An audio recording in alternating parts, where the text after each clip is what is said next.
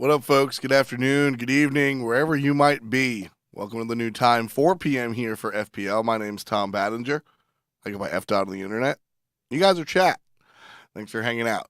If you guys are new to the show, basically this is kind of what I do. It's what I've always done for the past 4, 5, 6, not realistically. I've done it for about 4 years here, and we're just going to keep on keeping on. We like to talk a little bit about sports, esports rather. Sports come up, and they absolutely will come up today. And obviously my home base is Smite, so we're gonna hang out in the Smite world for sure. A lot of information about Smite Season 5 has come out, so a lot of people are excited about that. What up, Skilladon? Thank you, 8 billion, for fixing up his spelling. Like I said, a lot of information about Season 5 Smite's coming up. We'll be able to talk about that a little bit later. I also will be taking callers, actually. If you guys have any questions about anything that we talk about on the show, we'll be doing that towards the end of the show. And you guys are free to talk about virtually anything you want. Season 5 will be one of the things that we talk about, but I have a couple of other things I want to dive into in detail. Space Station Gaming announced their new roster. All 5 members are now confirmed. One of them not really a surprise. The other absolutely a surprise, so something to keep in mind. NCAA also trying to stick their claws into the esports world, and I'll explain to you why I'm none too happy about that. And, of course, well, free agency and who's still out there.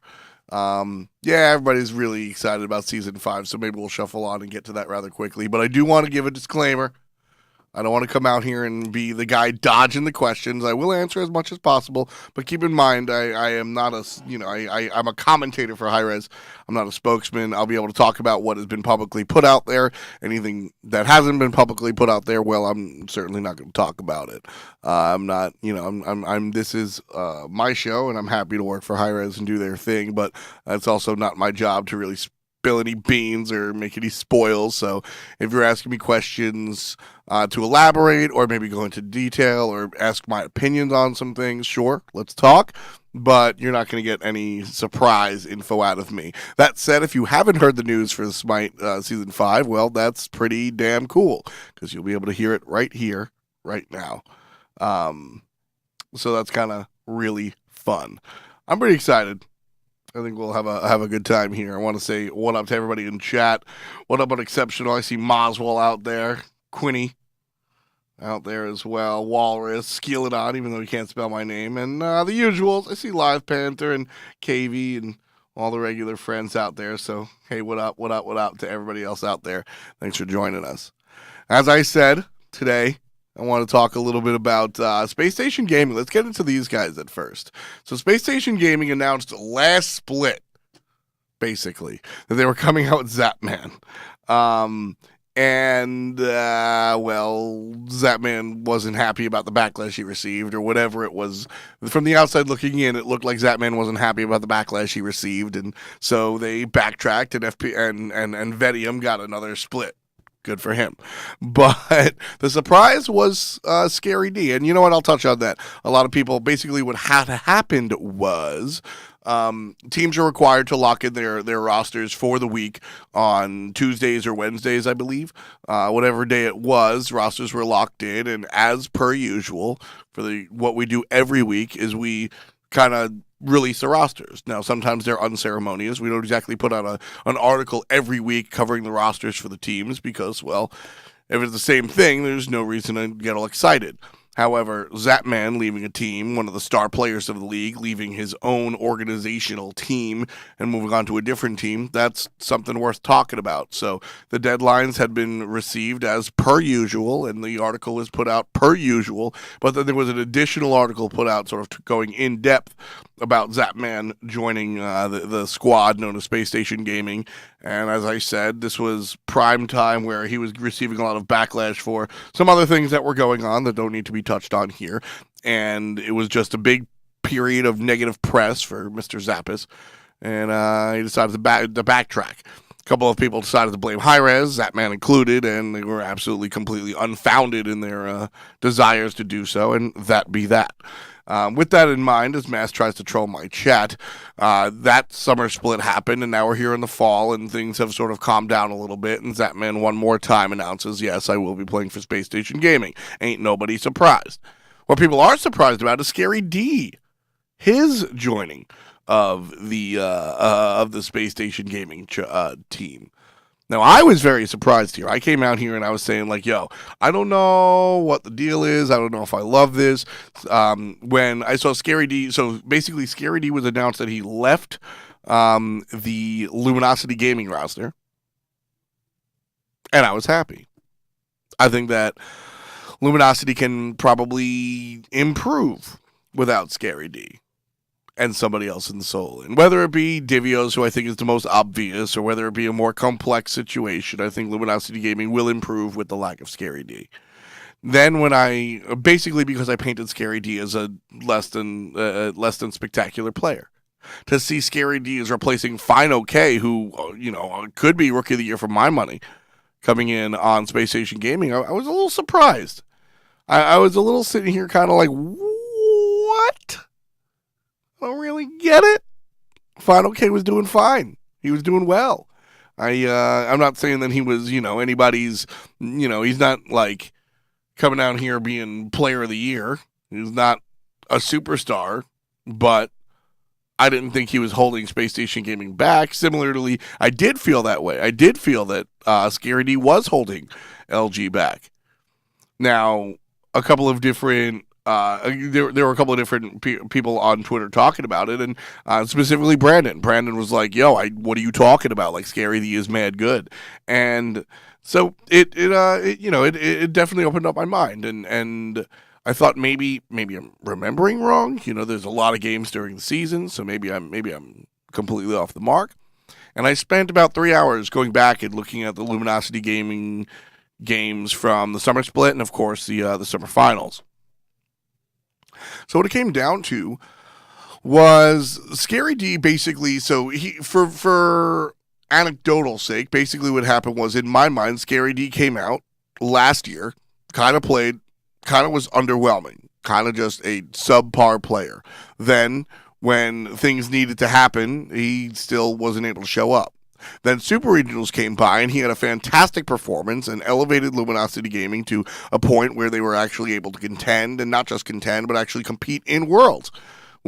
Scary D was a very big part of what got LG to Worlds. And in my mind, I don't think he's ever really repeated that performance. I don't think we saw that performance at Worlds. I don't think we saw the performance after Worlds. I don't think we saw that performance in the spring or summer split. I don't think we saw that performance at DreamHack either. Now, with that said, I think that perhaps paints a more negative picture of Scary D than is deserved. I think that Scary D has definitely improved. His fundamentals has improved. If you look at the world of solo laner into solo laner, I think Scary D has definitely made a step up. Scary D's individual performance has looked better. Scary D's slash lines, if you just look at the after game scoreboard, well, kind of they wind up looking at things, right? They kind of like look at everything in the sense that, okay, yeah, he's 7-2-7 on Osiris. Awesome. Give him Amaterasu. He's going to be able to play well. Sure. However, if you actually go back and watch the games, some tie games wind up a loss for Luminosity because of poor decision-making coming out from Scary D. And when you come up to the top level of gameplay, which is where we're at, which is where we're expecting the solo laner to be for teams like LG and SSG, Scary D kind of faltered there. A couple of times you see him fall back to the back line as a frontliner without much peel, and don't peel. The ability to not the lack of intention of peeling, the no peel, a couple of decisions being made by Scary D, lost LG some games. Now, to be fair, I can also point out some games where Scary D won some games for LG, most notably once or twice. But I think that Scary D has improved as a player. He can push his buttons well. He definitely understands how to play the game. I just think that he's still learning in regard to making decisions. And for a team that wants to win right now, which is absolutely LG, this is the best that Barracuda and Jeff Hindla have looked since their run of Cloud9, then I think you're talking about a scenario where Scary D doesn't fit into the group. I think that you look at Mask, you look at Jeff Hindley, you look at Barracuda, you look at Basket in the middle lane, and you see 4 players that could absolutely contend in the World Championship, if not the finals of the World Championship. And I don't think that Barracuda and Jeff Hindley, as they've been a dual lane forever, I don't think that they have had this opportunity since Worlds 1. I don't think they've been this good of a team. I think that Mask has excelled and Baskin has excelled, and I think that these 4 guys need a solo laner that can absolutely bring them to the finals, because they do not have that solo lane presence, even while making note that Scary D has improved. This is the fall split. This isn't where people show up to improve. This isn't where people show up to be, project cases. This is where people show up to win. And so with that in mind, Scary D on the way out didn't surprise me. On the other side, Space Station Gaming also has a fantastic roster. Andy, Homie Efe in mid and jungle specifically. Jigs and Zapman, that's a duo lane. That's a scary duo lane. That is a scary, scary duo lane. Jigs and Zapman love to play with each other. You see them you see them queuing up together often. You see that type of stuff all the time. However, you don't actually get to see them play in the Pro League, and now you finally do. I think that Jigs is perhaps one of the better, or if not the best, mechanical support players. I love watching this dude play support. He's able to peel for his teammate halfway across the team fight, find his way through traffic to get to the mage or the hunter that needs his help. Love to watch him play. And I think Zapman is just as mechanically gifted. I think that with the addition of Eager and stuff in his sort of responsibility pool, that maybe Zapman kind of fell behind. Maybe Zapman wasn't able to really devote all that he wanted to into the game. Maybe that he was too worried about other things. That's all conjecture, but I mean, let's be real. If you're running an organization and trying to balance XYZ and dealing with the fallout from all the negative press that he got for it and trying to do it by yeah, sure, I buy that. Maybe his gameplay suffered a little bit. So now that he's sort of unfettered and doesn't have these other things on his mind, will he be better? Interesting question. But I think it's absolutely, he's not going to be worse. And I think Zapman was a great job. I think Zapman was a great pickup for Space Station Gaming. I think this was one of the bigger duh moments in Smite. Jigs and Zap already played together. Zap's one of the stronger hunters. If you're making the push to go be the team at Worlds, yeah, you put Zapman on a team with Mr. Jigs, Homie Efe. Now, again, the Scary D acquisition is curious. I went back and I watched the games, as I said, and he was definitely better than I gave him credit for, and I will own that 100%. I don't necessarily see a player that I would personally expect to go head over heels right to Worlds, right to World Championship. But I will say this. I absolutely will say this.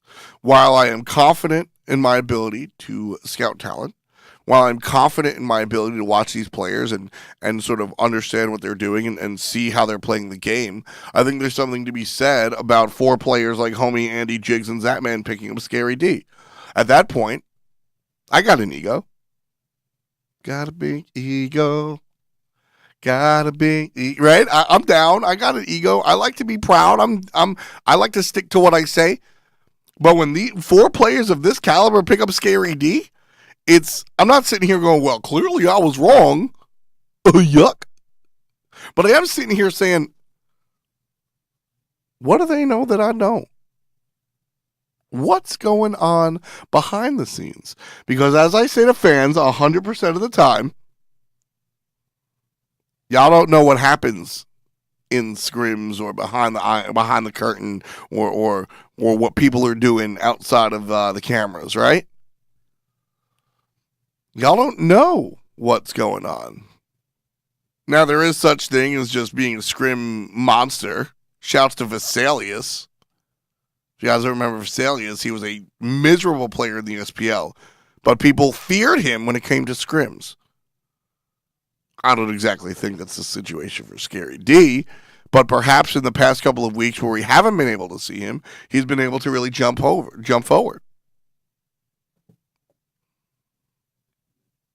Like I said, I think that Scary D does have some stuff to learn as far as decision making is concerned. But with a team like Homie FA, Andy, Jigs, and Zapman, maybe they can make those decisions for him.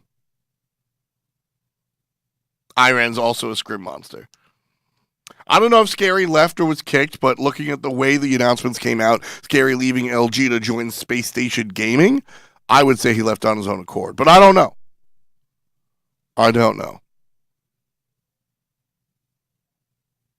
We will be talking about relegation a little bit as well. But when it comes down to it, I just,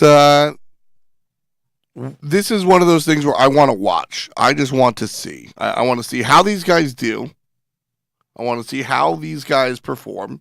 And I want to see why they picked up Scary D. They absolutely, like I said, they know something that I don't. And when it comes down to that sort of thing, all right, I'll just sort of trust. I'll just sort of trust. Because we don't know. So, how much is going to chalk up to he's learning before he no longer gets the benefit of the doubt? I mean, that's one of those things where, like, that's what I'm asking. SNK with the hot stats. Vesalius played 27 games and won 4. He famously has some of the most deaths in the SPL. This isn't the Drag Vesalius show. Poor dude hasn't been in the game for like 2 seasons. But my point is that some players can destroy things when it comes to scrims outside of the SPL. So maybe we're just not seeing something from Scary D, and we'll see something happen. My question is, we now have 2 big-name free agents. We have Best and Fine OK. Fine OK I think he's a great pickup. I have no problem with him. I don't think that he's a bad player. I actually liked what I saw out of him a lot of the time. He was able to be that front line that the team needed. And Divios, yeah. Big D's out there. Divios is probably the biggest name that we should be talking about. Fine OK is the rookie solo laner. But for my money, he's improved quicker than Scary D has over the past year and a half. What we've seen out of Final K for 2 splits is better than what we've seen out of Scary D since his one good play getting his team to Worlds. I think there's just something telling there. Maybe Final K is, I don't know. Maybe there's something outside of the game. Maybe Scary D just works better with these guys. Maybe Final K is, a bad guy. Not exactly my experience with him, but I don't play with him, right? I don't think any of these things are true. I'm just bringing up the what ifs, the what ifs or the maybes, right? All of that stuff is very relevant when it comes down to these conversations. I mean, that was the story when it came to Zalia joining up with the Titan Boys on Obey Alliance. Had it been the summer of Spring Split, we don't see Zalia join that team. Had it been the summer of Spring Split, we see Obey pick up literally anybody else. Maybe they go for no numbers and they poach him from Elevate. Maybe they go for Nika, who becomes a coach later on. Maybe they go for somebody else that they think they can learn with and grow with. But because it's a fall split, they take Zalia, who is a little rough around the edges, who might not work out with the team long term. But for the split that you're trying to get to Worlds, you go for it. So to see Space Station Gaming snatch Scary D in the fall split, they know something that I don't know. Okay, like, you guys are hilarious in chat. Gucci, yeah, okay, we get it. He is a streamer that is not good. Can we like kill it? This is worse than rat boots. This is worse than rat no boots. You guys are the worst memers in the world. This is absolutely worse than rat no boots. Obey will make worlds regardless, right? Sure. But will they win? That's a different story. I like Gucci. Gucci's the homie. Gucci was in my stream the other night. And I gave him the shout out. You are a meme, Mask. You don't have good memes. You are a meme. I want to give my man Gucci a shout out, actually. Y'all talking smack about Gucci. Gucci becomes the number one meme in the Smite scene, right?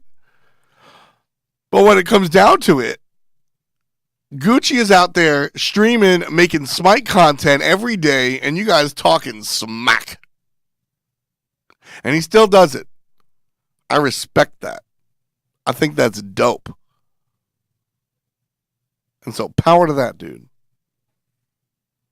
Team Money knows what it's like to put yourself out there streaming, get smoked. You think every tweet I get is F-Dot's the best? Y'all see me cook people on Twitter. And that's 1/35th of the nonsense I get. But we still come out here and we make content. I have seen and talked to pros. I will not name names that sit there and go, you know what? I tried streaming, but somebody called me lame. I tried streaming, but somebody made fun of me. I tried streaming, but I don't know. They just kept making fun of me and it hurt my feelings, so I don't do it anymore. I don't make videos no more. Oh well, Gucci does. Good for him. So y'all can say what you want, but I give that dude credit. Beta field for life brings up weekend. Absolutely. Right? I like that. Free agents. Let's start with Divios since he's here in chat. Hey Divios, where are you going?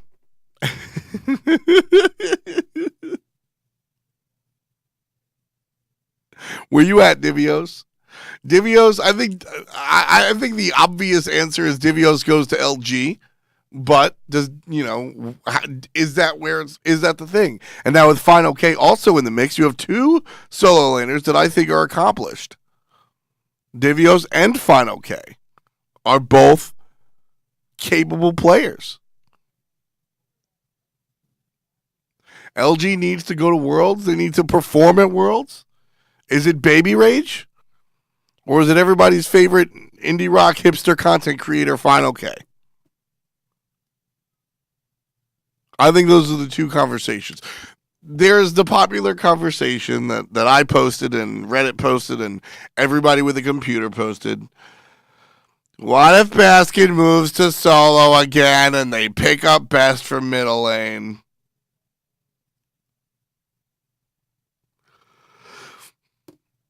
I don't think it's going to happen. I think Basket has played totally fine. This is so annoying right now. I think Basket has played totally fine. Can I shove this in my headset? I think so. Basket has played totally fine in the solo lane. I've liked what he's done.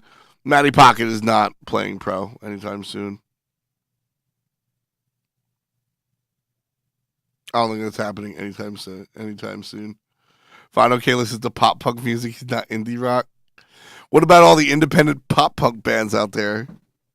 As soon as we talk about solo laners, Wolfie2032 shows up in chat. I see Meerkat in chat as well. Oh my god. Yeah, no. Don't get trolled by the internet masses. These people are not happening. Mask, you can barely jungle. You're not going solo. It's not going to happen. Realistically, I think LG just gets a solo laner, whether it's going to be Divios or Final K. I feel like if it was Divios, we'd already hear about it. I don't think we're going to see Divios there. Even though I'd like it. Barley, you can't even spell the word barely, Mask. Oh my God.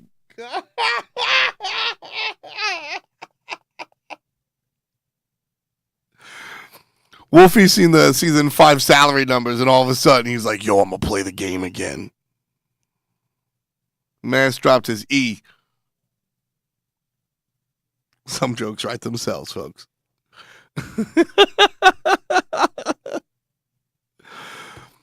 I think it's Divios. I would like to see it be Divios. I think Divios is totally capable of bringing this team to Worlds and then some. But Aggro brought up a good point in chat or on his stream last night when people were talking crazy about Baskin moving back to solo and picking with the best. I think if you're going to see, or what Aggro said yesterday was that these players have been playing forever. And, like, at some point, you've been playing for 5 years, you would think that they would have teamed together already, right? Well, why didn't they? To be fair, Best was tied up with Dignitas for his early career, right? I don't know. Was there ever room? Sure. But was that something that, is there a reason that we haven't seen them team up together? That's what Aggro was alluding to. Is there some sort of rivalry there? Shit, I don't know. But it is worth thinking about. You've been playing for this long. Would you expect to have already played together at this point? Maybe. So, I don't know. Put it in chat. Who do you think LG's new solo laner is? Is it Divios? Is it Final K? Or is it somebody else? Divios, where the hell are you going? You tell me. People think it's Anatoly. It's Osmos coming back. The Kronos main coming back just to play Kronos. Y'all remember Osmos? Osmos was the dude who played Kronos solo and basically just Kronos solo. It's the Phoenix! The rise of the Phoenix! LG Dimmy? Dimmy would have to move to America. I don't think that's happening anytime soon. Jaco Malfoy, Fusion OP. Now this is just one of those competitions to see who could find the most old school pro. Mirage roll swap into solo. Mirage got to roll swap into a good player before he can get on LG. I don't know about that. LGDM Brandon. I mean, I won't even laugh that one off. To be honest with you. A-Rocker wants to play the what if game. What if Dimmy played solo, like imagining he moved over here, right? What if Dimmy played solo for LG? I think he would fit into that team fantastic. Free EMC? Nah. EMC squared. Wolfie's still salty.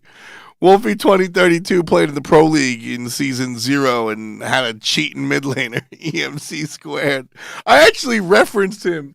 On the broadcast recently. What did I say? Oh my God, Rushed coming back. Rush used to play with Jeff Hindla. I referenced EMC on the broadcast. Somebody made a play, I think it was Best, where Best made a play. Best is famous for just like either having wards or just knowing where the enemy is, playing Hebo and popping the three, popping the knock-up, and like getting somebody behind a wall. And he did that during like the Energy Invitational. I said he was channeling his inner EMC, and like 3 people got the joke. Samshu can't make it either. The SPL games are played before his bedtime. Samshu can't make it.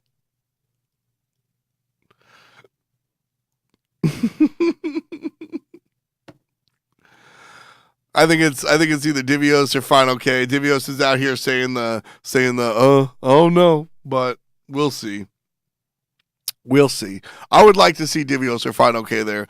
Playing the what if game, yeah, Dimmy, he would fit in fantastically with LG. I think personality and playstyle wise, I think would work out perfectly. But if the best winds up in LG, I really don't think that's gonna happen. I don't think that we see a shift of Basket to solo lane. It's not gonna happen. That's not going to happen. What happens to whoever LG doesn't pick up? I don't know.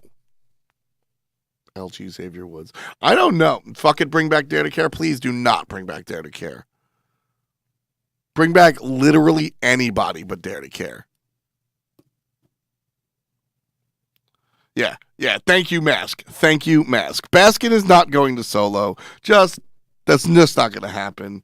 0% happening. Let's just shut it down right now. Not happening. United mid, I think, is the spot for the best. I think that's the whole conversation about the best. I think that's the whole conversation about the best. I think best goes to United and picks up where Chaos left off and might even make that team better. Is Divios meta enough for LG? That's an interesting question. LG, I love you, Divios. Divios immediately says in chat, meta. LG is a team that plays the meta, right? They do that. They do the meta. Team Money might stream to 50 viewers, Walrus, but at least he. That was too mean. I'm sorry. I won't roast Wally like that. But I'm actually excited for Team Money, and I'll talk about that in a minute. As I wrap up my conversation on free agency, I think best goes to United, and there's nothing else to talk about. Maybe he doesn't, and I'm wrong, just like I was wrong about Zelia not going to Obey Alliance, but I think that's one of the more obvious things since Zapman and Space Station Gaming. Team Money, though. I'm really excited to see Team Money jump into the pro scene. One, I'm excited anytime somebody new jumps into the pro scene. Two, I've seen a little bit of what Team Money plays. Like, we all know the Scotty meme. If you guys don't know, Team Money plays mid. He plays Scotty mid and just terrifies people and does his thing in ranked. But ranked is very, very different. LG Aussie. Ranked is very, very different from the real world of the SPL. I think what it comes down to is that when you look at what Team Money has done and been able to impress people both in ranked and then recently started to stream, that anytime somebody's talking about you, there's a reason, right? Anytime somebody starts talking about you, there's a reason because they're looking at you. And Team Money finally gets accepted onto a Pro League team. Now, will his Pro League team be good?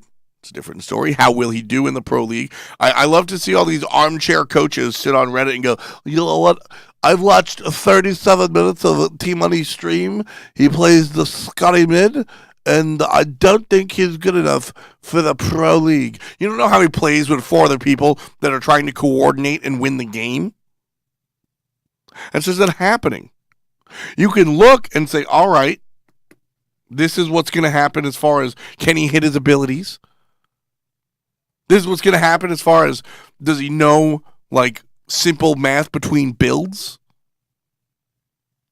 But the way it works out when it comes down to playing the game around a group of players in the Pro League against a group of players, completely different world, and you cannot judge somebody on their ranked play to the SPL.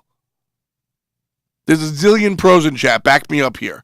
The way you play in your ranked games has a little bit to do with how you play in your SPL games, but it's more to do with your mechanics and more to do with your, do you build Genji's garb first item on Artemis? Are you that dumb? Right? Do you have a brief handle on it? And you know what? Even if you are that dumb, but you hit 100% of your shots, you can have the coach or somebody on your team tell you what to build. When it comes to organized play, it's a different world. A completely different world. Chapo out here says ranked is everything. It's because ranked bought him a fucking car.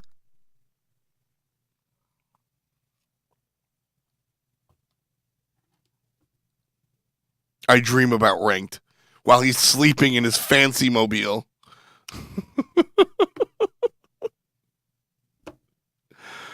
LG Benji's doing his thing on a Roars team. I think that team is actually going to really do well.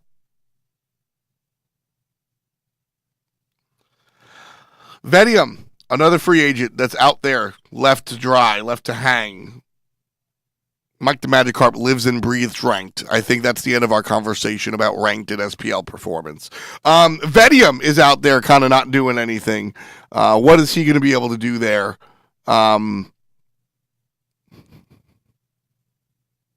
What is he going to be able to do there?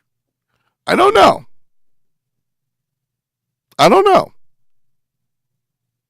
Weekend Rage guy says fuck Vedium. Why would you say fuck Vedium? Is that like an idea that people have? I think that's an outdated idea. Vedium to Paladins. Do I see Vedium switching roles? Not necessarily. Vedium's a good player, but Vedium and Benji have always had the same. Vedium and Benji has always had the same thing, the same issue for me, in that like they do well when they do well, and then when they don't do well, they build Fatalis on Hercules.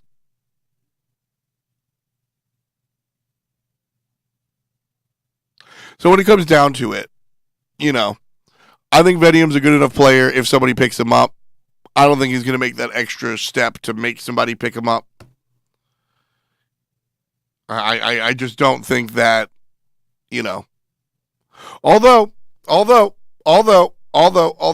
with the changes, everybody talking season 5 and whatnot, Quinny, get out of here. Go eat your pizza. When it comes down to it, with the new changes to season 5 and how people are going to do well, or make money, I think that might excite some more people, right? I think that might get people more involved. So maybe, what's it called? Maybe maybe people out there, I don't really care. But then all of a sudden, well, a livable wage plus winnings, maybe people start to care more. Huh? So Vedium, I'd like to see him on a team. I'm not going to cry if I don't see him on a team. He's not like a dude like Divios or Fine OK. I think the league needs Divios. I think Smite is more fun when Divios is playing. I think Smite is more entertaining to watch when the baby rage is coming to town. Vedium's cool, sure, fine. I don't hate the dude. But I don't think Vedium brings enough personality to the scene for me to actually care if he's on a team. Divios better go somewhere. Fine OK better go somewhere. These are the guys that I want to see. So, sure, I'm not rooting against Vedium, but we'll see what happens.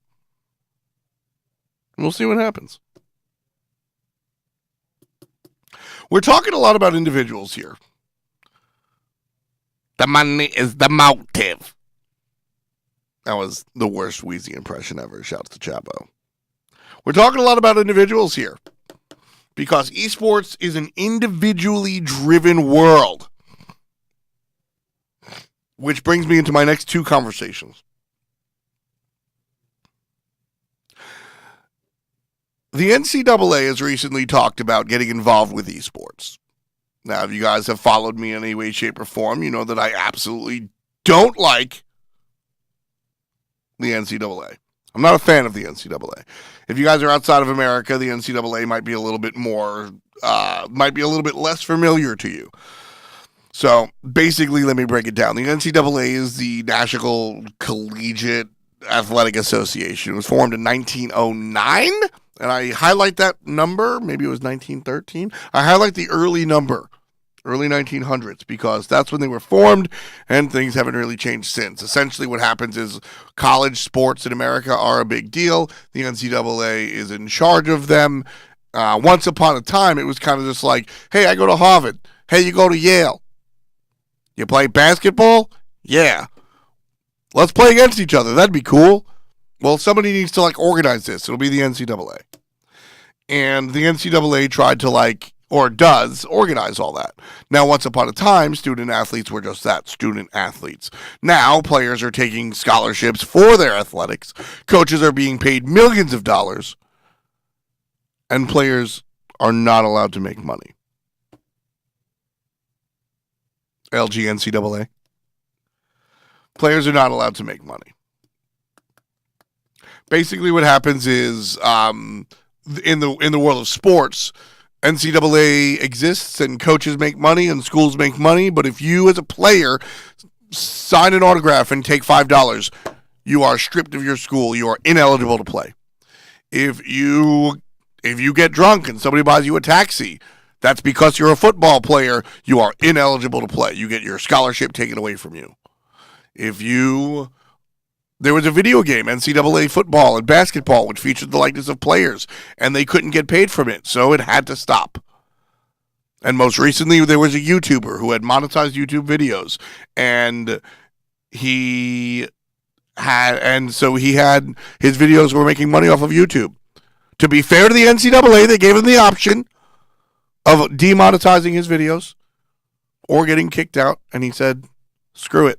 I'll stand up for what I believe is right, and they kicked him out. Even though there's an entire TV station, the Big Ten network, that you can subscribe to for money, the players that play on that network cannot get paid, otherwise they lose their scholarship. Now, I'm not saying that they should get paid a salary, but the idea that there are people making literal millions of dollars off of these players, there has to be some sort of middle ground. The SEC network exists as well. I mean, there's an S word that I'm afraid to use here, but I'll say indentured servitude. How about that? When it comes down to it, the NCAA, they feed themselves, and the players that feed them don't really, get their due. But I'm not here to talk about sports. I'm here to talk about esports. The NCAA recently took an interest in the world of esports. That's scary because of the two different cultures that esports and sports have. When it comes down to it, I've never been able to watch LeBron James practice. He doesn't film his practice and put it on YouTube. But every time Weekend Q's ranked, we get to watch him. I've never been able to watch Carmelo Anthony play with 4 of his friends. The Drew League isn't televised. When he was playing in Wake Forest, we didn't get to watch him play after hours. But I get to watch Zapman queue up with Anatoly all the time.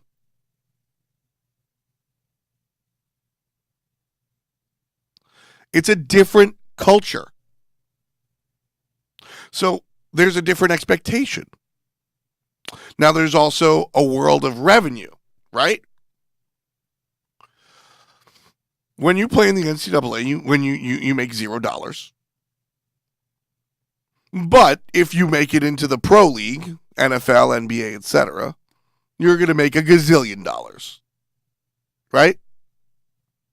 Sure. Now, keep in mind that, a tiny percentage of the players that actually play in the NCAA and all collegiate athletes actually make it into their respective pro leagues, but that's besides the point. The fact of the matter is that there's a carrot on the end of that stick. If you make it into college and you make it into your pro league, you become a gazillionaire. Now, when it comes to money management, that's a different conversation altogether. But there is a carrot at the end of the stick. Esports isn't there yet. All juice, he played for Wake Forest in high school, and then he moved to Syracuse, talking about Melo. I watched him in the Dome. But esports isn't there yet. If you're at the top of the top of the top of the top, talking Counter-Strike and League of Legends, probably exclusively that, you're going to go ahead and make a living and be rich and famous, right? If you're playing any other title, specifically all of our Smite buddies here, you're kind of screwed. Because you need money from the league. You need money from your prize winnings. You need money from your organization. You need money from your Twitch and your YouTube and whatever other social media that you do. You need money from your endorsements like G Fuel or Into the AM, which is proudly, Into the AM proudly sponsors FPL. Use code FDOT to save 10% and put some money in my pocket. Those are the types of things that people in esports have to do. Sure, Dota too. The idea that Dota is just once a year as far as gigantic prize pool. Yeah, they have ESL. Maybe Dota. I don't know the numbers exactly. I know the Dota's on the giant individual one, but that's the international. My point is, is that the majority of esports players, when you look at the way that the world works, the majority of esports players have to have multiple forms of revenue. That's not a Smite thing. That's an esports thing in general. Couple of titles, sure. But my point is, ask any Smite pro here. If they played into a league that didn't allow them to make money outside of playing their game, would they A, be happy, or B, be able to sustain themselves? And the answer is no. I like to joke about, Weekend being rich and buying himself 30 cars. But that's because homie worked his ass off. He has a valuable stream. He has a valuable YouTube career. And he has a valuable Smite Pro career. All three of those things combined allow him to do those things. And that's at the top of the top. This is not the average experience for these pros. And if an organization comes through and says you can't do that any longer, the pros aren't happy because they can no longer really do what they want. They can't sustain themselves. I mentioned before the culture. I'm not used to watching LeBron James practice. So, you know what? If I'm not allowed to watch that, sure, whatever. But I'm used to watching Zapman show up and play. I watch Zapman stream almost every day. I love watching that dude play. And if he joins a league that says that he can't do that anymore, now the fans are unhappy. Streaming is a form of advertisement. Whatever game these players are playing, whether it's Smite, whether it's Rocket League, you're advertising the game for the company. Exactly. We would just turn around and be like, smell my balls. I don't need your NCAA league. So far we have, if the NCAA got involved in esports as it currently is with traditional sports, unhappy players because they can't achieve their revenue streams that they want, unhappy fans because they're unable to watch the content that they're used to watching in the world of esports culture. You have unhappy developers because you have a young game, it's starting to grow, streamers are playing it. You have a pro league. The pro streamers are not allowed to stream it. Well, now, the developers are unhappy. And last but not least, the organizations are unhappy. When it comes down to it, the organizations would be unhappy because esports organizations are basically just marketing divisions, and if they're not able to plaster their ads everywhere, then they're just not going to be able to get their due course, and now organizations are unhappy. Now, the organizations might not be involved, and that brings up somebody in chat. A Pam says, isn't there a difference between professional players and amateurs, quote-unquote? According to the NCAA, I'm sure if the NCAA got into esports, they would do nothing with traditional esports professionally. Well, that's where I start to talk about the fact of the matter is many esport pros are of the college age. In traditional sports, age becomes a thing because of physicality. Quite frankly, you better be 18 plus if you plan to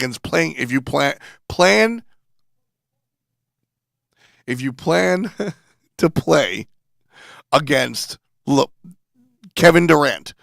If you plan to play against some of the NFL players, you better have the body of an 18, 19, 20-year-old.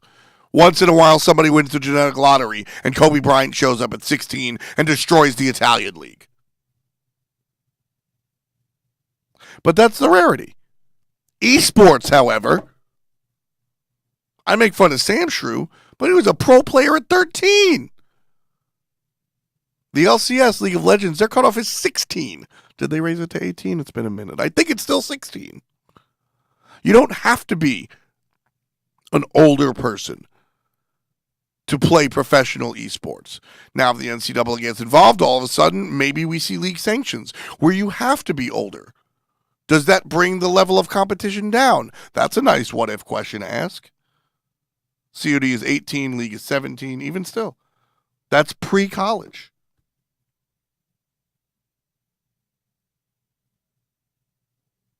In esports, age doesn't matter. Yep. So the NCAA, the only thing that will matter is amateur status. Maybe this means that the good players won't play there, and that becomes a thing. Is that like, sure, now your amateurs are playing in the NCAA instead of your challenger leagues, which feed directly into the pro leagues. We've just had this discussion in Smite, where the challenger league should flow into the pro league, whether it's individual or team or otherwise. Now currently looking at individuals, I think that's the right way to do it. Smite, I don't think Smite has an age restriction, to be completely honest with you. But many things are changing, and we'll cover that in just a little bit.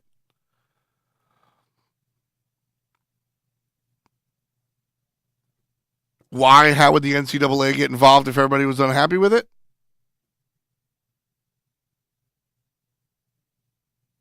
Money. Money makes the world go round, and I'm sure there is some fine print that says that any college athletics or competition has to fall under the NCAA rules. And as more and more people get involved, I know that Clerky, the owner of what was once Enemy, now E United, Clerky does a lot of work specifically with Maryville to get their college esports started, right? When it comes down to it, they might just power move in and say, screw you, body slam everybody else and say, boom. Teach brings up, Optic is sponsored by Chipotle. Some of those players are in college. Not possible with the NCAA how it currently is. So, I mean, when it comes down to it, I think the NCAA just, in its current form, not saying that they can't change things, doesn't work for esports. ESPN has reported that the NCAA is interested in esports. I thank you for your interest. I thank you for your interest, NCAA. Thank you for bringing more eyes to our wonderful hobby turned profession. But no thank you. You are outdated, self-serving, and you do not fit in the landscape of esports as you or it currently exists. The NCAA just doesn't belong. How does collegiate esports move forward? I think they just do it. That's exactly how esports professionally did it. They just did it. I mean, you look at, everybody's seen the Smash documentary. That's how most esports started.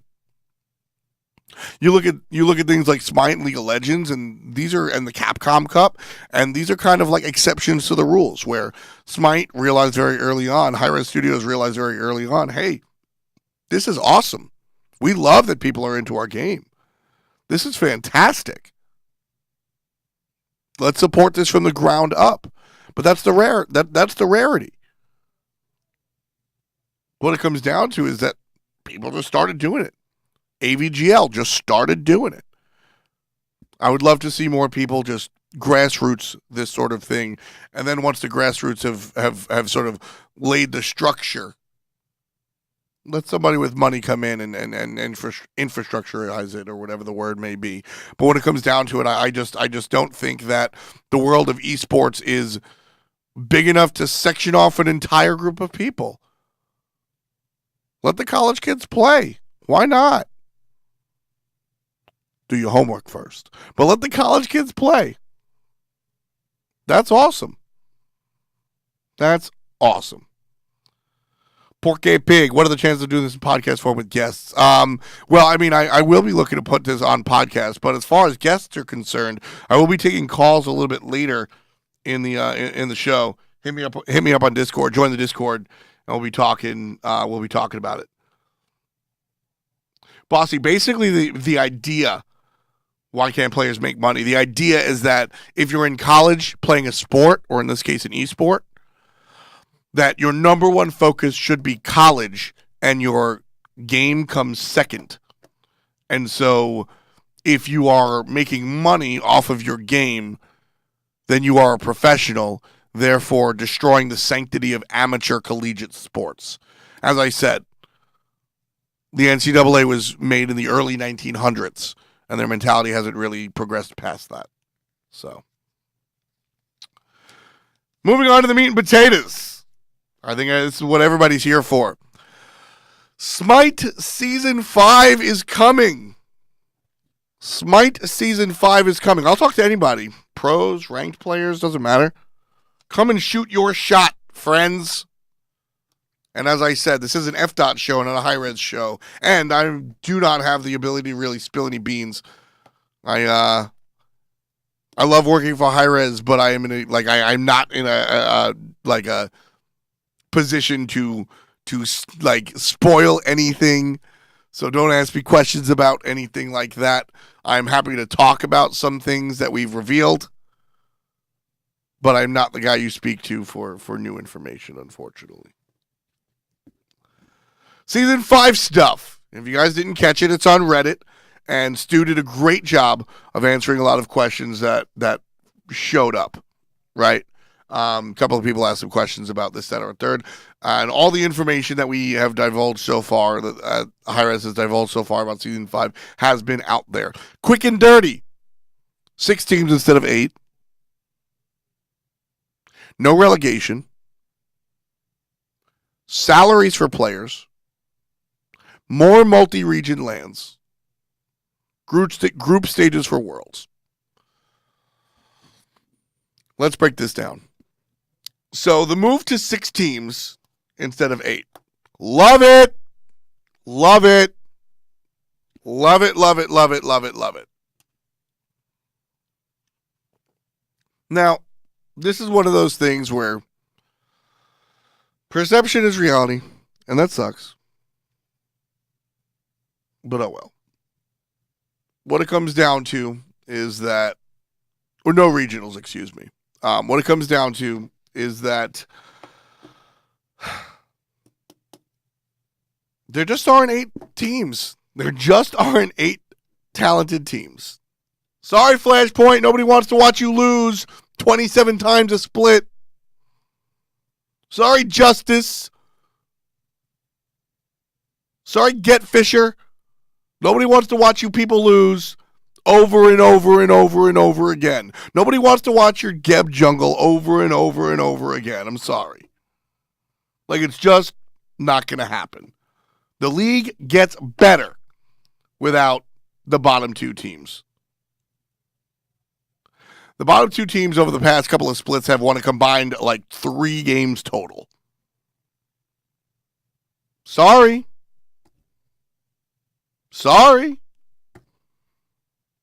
Oh well.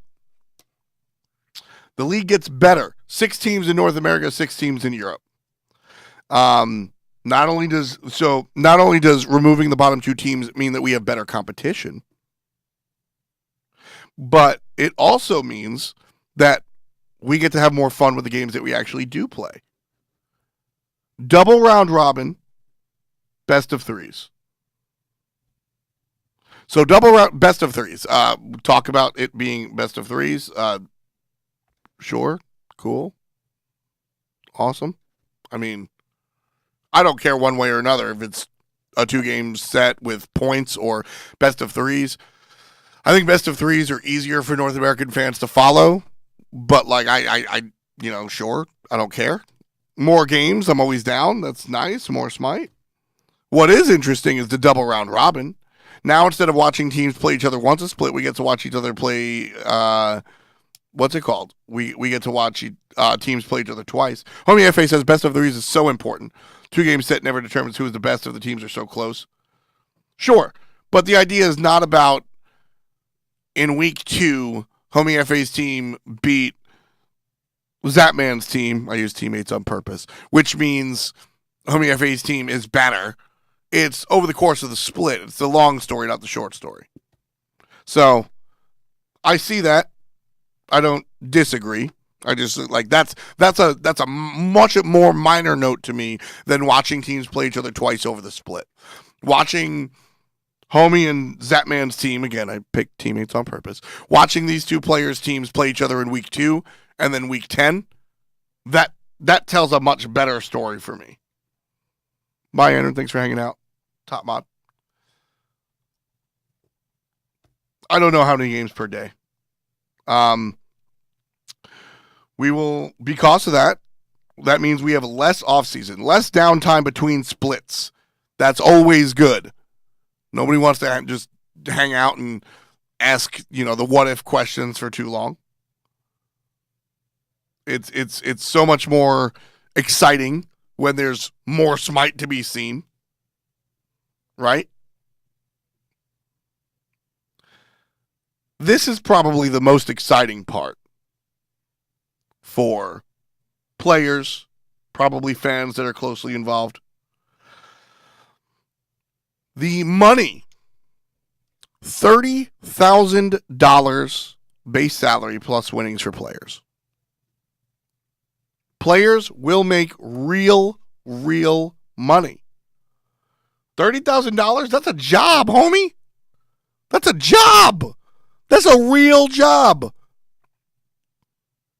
I have sustained myself on $30,000 or less in my years in the workforce. Right? That's a job, dog. You say lol 30K, Oiber. Like, yeah, it's a Mick job, but you're also playing video games plus winnings. Right? And when we're talking about the relative age of players here, like that's reasonable to expect. And of course, this is the start. This is where it all begins. If Smite explodes, I'm sure that goes up, right? Who knows? By the way, this is the Reddit thread that was just mentioned, or that all this information can be found in. That's a big deal in my opinion. And that money will be coming from Hi-Rez Studios. Actually, there was a mention from Stu that I wanted to bring up. Why is my thing not working? I'm looking for you. Stu brought up a lot of good points. So earlier in the day, Stu was answering questions in this Reddit thread. It was actually really cool. So basically how this is going to work, because I'm sure that, I can sit here and say, yeah, like, look at what Weekend says. Weekend is already caking it. So whatever. $30,000 that just means that homie's going to buy a Ford GT. But stream plus YouTube plus sponsors plus winning plus 30K, that is, you are doing well. And this is why I want to bring up this other point. So somebody brought up the fact that I think coaches should be paid too. And Stu goes into a little bit of the information that we have here. High level. Basically, Hi-Rez is going to pay teams $200,000. At least $150,000 of that has to go to players, which means 5 players divided by, 150 divided by 5, you're getting $30,000, right? The remaining $50,000 is for use by the teams for their operations and overhead, which could include supporting a coach to some level if the team elects. Note as well, though, that the teams, and by proxy the players, will also have some responsibilities to create content for and to promote the league. If we're going to make this investment into the teams, I, Stu, think it's only reasonable that these teams and players do their part in helping promote the scene, stream, create videos, etc. Now, let me explain this to you.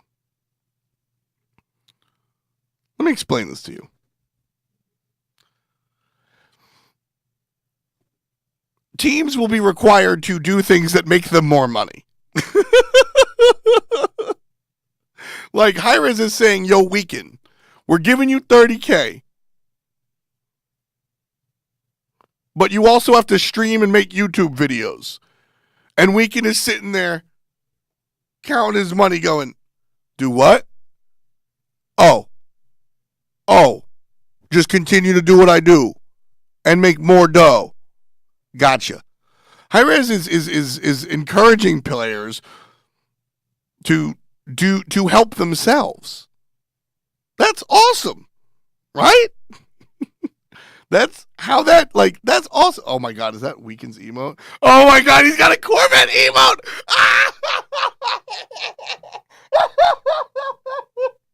I'm sitting here wondering if I'm going over the line. And then I see he has an emote of his fucking car. guess not. Oh, I have a special guest. Oh, my goodness. Yes. Oh. Come over here. I got a dog. Sorry, guys. Very important. This is this is Keanu. I knew his name. This is one of my friend's dogs. Oh, he wants to get on the mic too. How are you, man? Pretty good about yourself. Not bad, not bad. Hanging out with a dog now. Oh man, he really wants to get on the mic. Woof woof. Oh man, so good to see you, Keanu. You a big pup. He's gonna grow. He's gonna get big. Oh yeah, he is. Thanks for visiting. Bye-bye. If you guys know me at all, you know that was absolutely important. Weekend's gonna buy the dog from me. That's one of the people here in the office. I was like, listen, if you're coming through, like, I don't care what's happening, you gotta come through. The dog has to visit. But so yeah, basically 200K goes to the players. Is that? Hold on, let me see. Yeah, that's a year. That's a year. Not a month. Jeez, 30 grand a month? What are you joking? Woof. Woof. Nah, it's going to be 30K a year. But like I said, with the opportunity to create content as well, I mean, you're talking, Weekend broke it down. You're caking it, right? This is a positive. This is a positive. I mean, it's insane.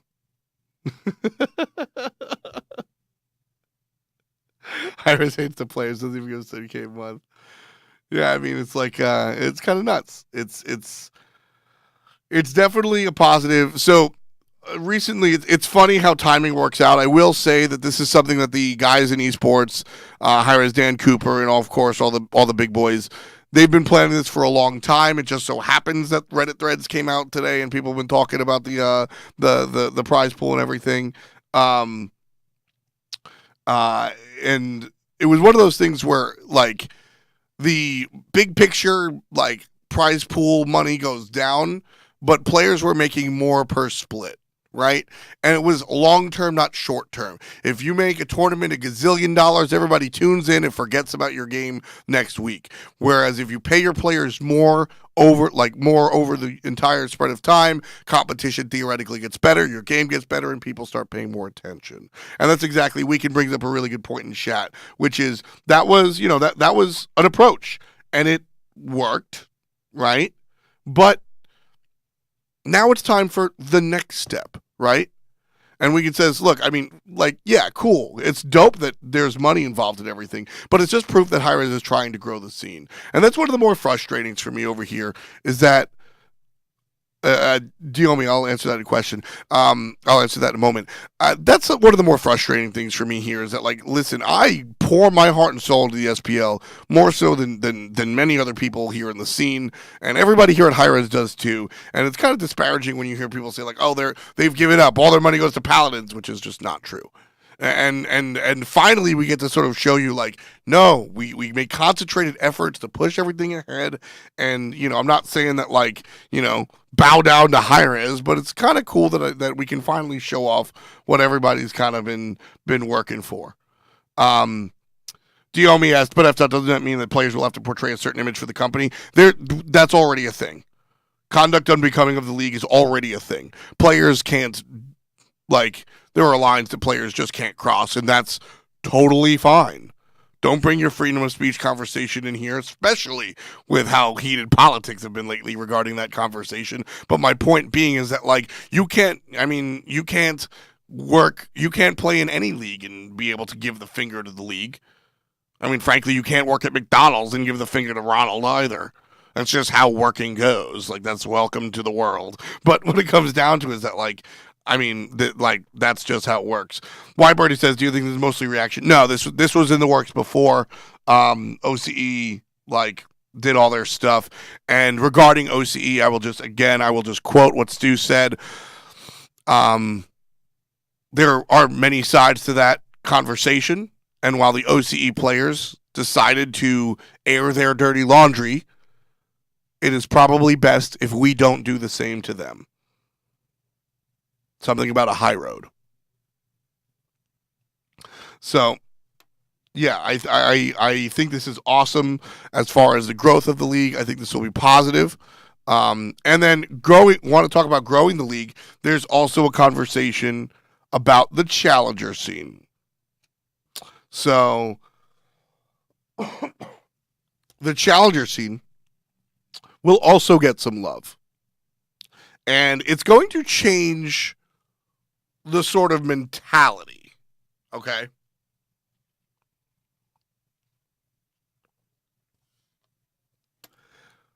All of the Challenger Circuit games will be on high-res TV using high-res casters and high-res production. So you're going to get your top-level nonsense happening from, the big boy business. Challenger Circuit, much more visibility. That's going to be a thing. Absolutely. We're going to see a lot more of that happening. There's the increase in pricing for the Challenger Circuit will be increased by at least 500%.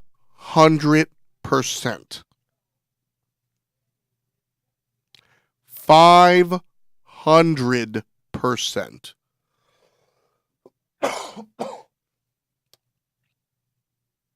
Just letting that one sink in. There'll be a Challenger Circuit LAN, each split in addition, that features the top NA and EU teams. This gives players experience and visibility to help advance to the SPL.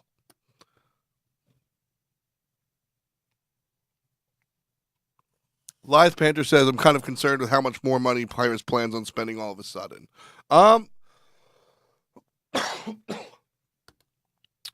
then, so there will be, just like Season 4 this year, there will be a path for Challenger Circuit teams to get to Worlds, although that's going to be really, really difficult. So, that will be a little bit tough. Sorry. The coffee is a little bit dry at this point. As I said before, in addition to the salary, there'll be an opportunity for players to earn additional sizable prizing for performing well at LANs. That's the winnings that we were talking about. This will include some opportunity for modest crowdfunded prizing. Example, a share of high-res TV Twitch subs or something similar. Note that this will not be on the scale of Season 1, but hyper-engaged fans will contribute more to overall prizing. I'm sure we'll get a question on that a little bit later, and I will answer it to the best of my ability. I'm trying to find something. What is this? Okay, this is one of the bigger points that I wanted to bring up about the Pro League. Will winnings take a hit as a result of salaries? I don't think so. I don't think so. However, that's not something that I can really speak to exactly, but I don't see any reason why. But here's one of the bigger changes for Season 5 is that there is no relegation for Season 5. As I said, a lot of the communication about the increased money is that players will be happy to invest more time into the league, but organizations, Big Beck, do I think the current orgs will stick around considering $150K minimum payout to players they have to provide? Hi-Rez is giving them $200,000. It's free money. It's not like they're like, oh man, I gotta pay this myself. Mommy's giving you $20 allowance and she says you have to spend $15 on your little brother, who's doing the work for you. I don't think they're going to be complaining about that one. But so basically the deal is, so salary, that gets players involved. What keeps organizations involved? Organizations will be involved because they won't be able to be relegated out. So initially, SPL member teams will be chosen by hires through an application process, which includes an evaluation of the organization's financial stability and other factors. In other words, we're not going to see anybody that doesn't pay their players. Right, we're not going to be like, oh, here we have the yellow triangles that are in our league, and then surprise, they don't pay their players. Like that's not going to happen. Leagues, organizations will be vetted, and this, that, or a third. With that in mind, a very strong weighting to the existing teams that have invested in the scene and that finish in the top 6 of the EU and NASPLs this fall split. Meaning that like player face-off, finish in the top 6, obviously, like, that's a good idea. Jong 001, that kind of answers your question. Will big orgs snake away from smaller orgs? No, I mean, if you've done the work and you wind up in the pro league, that's kind of what we're talking about. We, generally speaking, want to reward the teams and players that have gotten us here. Basically, seasons 0 through 4, ensure the time before season 0. Hi-Rez has put together a whole bunch of stuff to make Smite really, really, really dope. And the players and the fans and the organizations that have been along for the ride have brought us to a point where we can give players $30,000 base salary plus winnings plus the grind, right? We've gotten to a point where we can do this because of those teams, and the teams that have gotten us here will obviously, get their due. Logic asks a very important question about what's the point of the increased challenger circuit exposure if there's no relegations? How would that continue a mid-level competition if players don't see a way into the SPL for over a whole year? Culture change, and I'll explain that in a moment once I'm done talking about this. These teams will be guaranteed a spot through the SPL through the entirety of Season 5, assuming certain minimum obligations are met. I mean, you pay your players and you don't suck. You can't be relegated during the season. This gives teams the confidence they need to invest in the Smite scene. Now, Dan also mentions there are some details that are being worked through, but at the end of the day, these things, like, this is what we're looking at, right? This is all positive. You don't get relegated out. Players make more money. Hooray, hurrah, yeah. Now, the question, why would we boost up the Challenger League if there's no way to relegate in? It's less a conversation about teams and more a conversation about players. Now, the European football world, right, that's a league where relegation is very prominent, where teams come up and come down. There's a league of, let's use Smite Pro League as an example. The current system is a culture of team progression, which is one way to look at it. There's a league of teams, 8 teams. The worst teams have a chance to get relegated down for better teams, right? And then those teams that perform well in their little amateur scene come up into the pro league as a unit, as a team, as 5 players. This shift is a shift towards a player-centric culture, which I think, personally, is a much better way to look at it. Essentially, there's an entire development league that exists on its own, and everybody in the pro league just kind of goes, he looks good. He looks good. Ooh, I like that guy. And now when you have a situation where Energy takes the best solo laner in the league and keeps their solo laner, so there's literally one less player available, well, you can go, there's a solo laner, there's a solo laner, there's a solo laner. And these teams come up individually instead of these players come up individually instead of teams coming up as a unit, which I think is better for the game. One example. That is exactly it. Busby, yes. Essentially, the Challenger Circuit is becoming what AAA is to the Major League Baseball scene. Prime example. Y'all remember the Myrmidons? Les Myrmidons? Les Myrmidons? Justice after us, right? That was a team that was bad. Sorry, Tins. Sorry, Mogao. That was a bad team.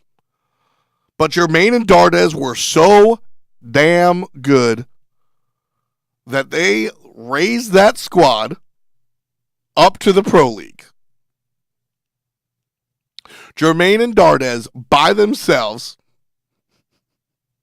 I'm ignoring fails on purpose. Jermaine and Dardez looked so good. They got them to the Pro League. And they carried Mogau's Hades locking in ass. Now imagine this is a world of this current Season 5 iteration. Because what had happened was the Myrmidons come up and Tins leaves and then Mogau leaves and I mean, they had Mike the Magikarp for some reason, right? Like, all these players, slowly but surely, a year and a half later,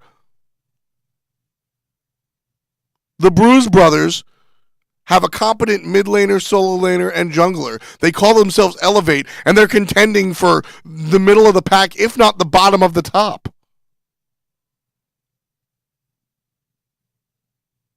Right? Like that.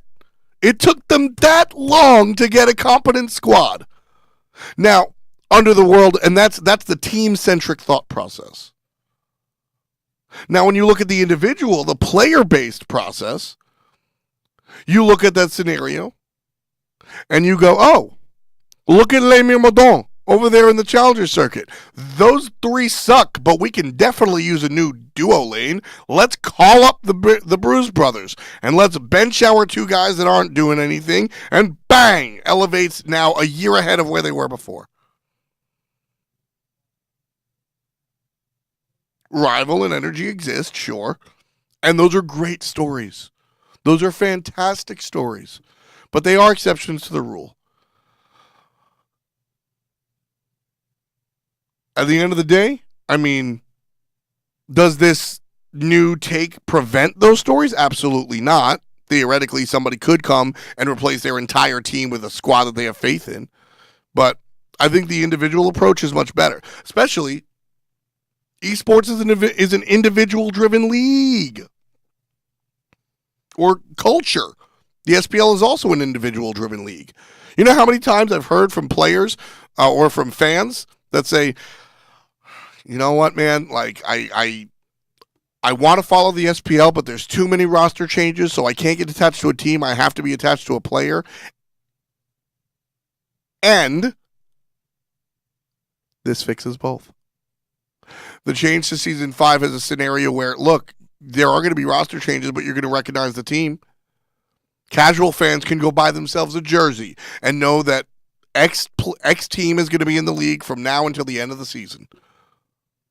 Now, sure, when I buy myself a Knicks hat and they trade all my players away, maybe I'm kind of salty, but I still remain a Knicks fan, right? Sure. But in esports, it's all about the individual player.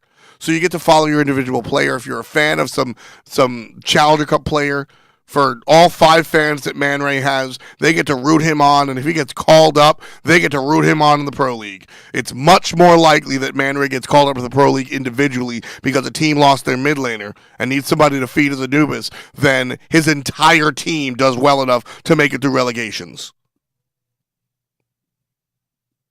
Individuals run esports. Individuals run these games. Season 5 is a shift to an individual-focused culture. It's awesome. I love it. I'm a fan. And I think you should be too. I think this is overall positive. I think it will be easier for casual fans to watch.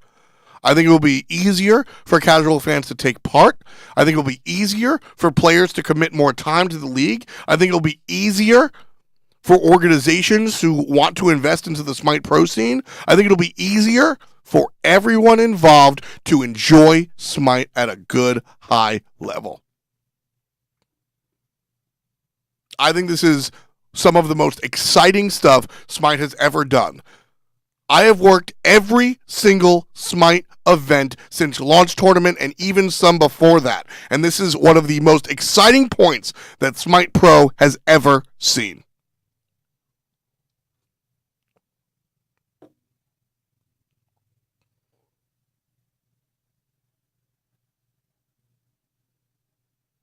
I'm so proud to be able to work for the league right now. I would like to hear what y'all think. Shill. I'll ban you, Silent Eyes. I'd like to hear what y'all think. I'm in Discord. There's a FPL waiting room. And y'all can jump in. I'd like to see what you guys have to say about everything else.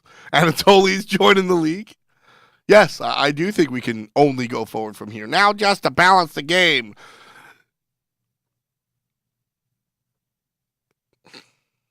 The VOD will be on YouTube relatively soon.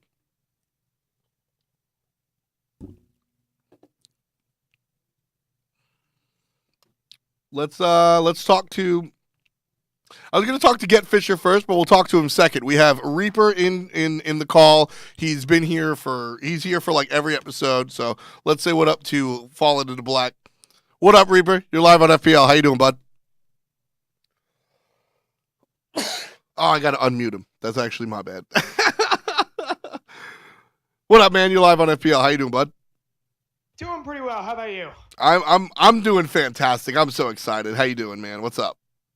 Seeing the new changes coming, I think it's going to be a really good thing for competitive Smite as a whole. Not just the Pro League, for everything. Challengers Circuit, all the international leagues, all of it is getting more publicity and more money, which is great. Yeah. Which leads me to my first question. Shoot. Do you think that this could bring back some of the old orgs that left the scene? Like Fnatic and DSM and Cloud9. I do think so, actually. I like I said, I mean this is F dot, not Mr. Hi-Rez. I have no inside knowledge. I don't know who's talking to who, but I mean this is one of those scenarios. I mean, listen, Smite has always been a good deal.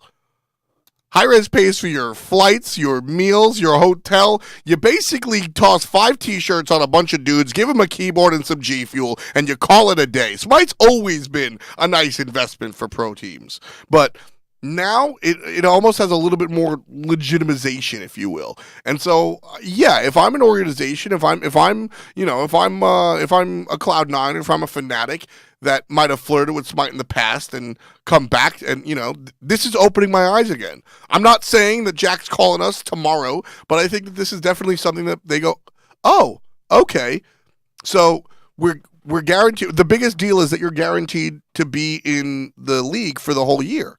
So you're not going to just get 5 dudes that suck and then get relegated out. You know that your investment is sound for at least a full year, which I think is a really big deal. I mean, that and free 200K is well, I mean, to be fair, we're making sure that you spend that in the right spot. So, I mean, well, yeah, but what org can deny free money? Exactly. I think for my money, I think that it would invite some of the older orgs back. I think so.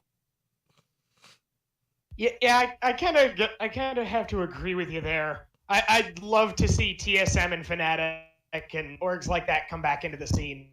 I think it'd be a really good thing for Smite, having big orgs back in. Yeah, I think it would be too. I think that I'm not one that thinks that we need to depend on large orgs to be to be successful, but I mean, I ain't saying no. Oh. That it, man? Well, so I've been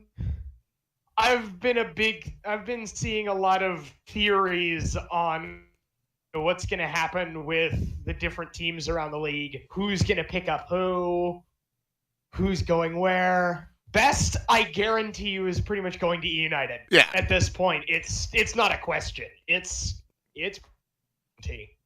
Yeah, I mean he definitely has to. I think so too. Like I said, I'm concerned about Vedium. I don't know if he has a home. Divios and Final K are 2 solo laners. There seems to be 1 solo lane spot. I think both of them could work well on LG. I think Final K probably works better personality-wise. Divios is the more ready to play. Who knows? who knows where that goes? But I don't know. I think those are our three main free agents at the moment. Yeah, and I mean, Flashpoint, if you're looking for a new roster to buff, here's your chance. I don't think Flashpoint is looking for anything but a flashlight to get to somewhere successful. That's gonna be it. All right, thanks a lot, man. I'll catch you next time. See you later, man. Next up, we've got Get Fisher, everybody's favorite. Anyway, what's up, Get Fisher, aka Mike the Magic Carp? You're live on FPL. How you doing, boss? What's up? Did I mute? No, now he muted himself. You can't make this up, folks. There he is. Hello. Is your picture Durgius? Do you have Durgius on your Discord? He's also going to become a Twitch emote soon. What up? Oh my god. Anyway, But, what's up, Get Fisher? How you doing? I wanted to bring up a point using my man Mr. Nazer as an example. Okay. He's the recent mid acquisition for Peppies. He's an absolute talent. I love the man, but he doesn't speak English. So under the new individual driven CC league, how would you see a person like him making it onto a team when he can't speak English?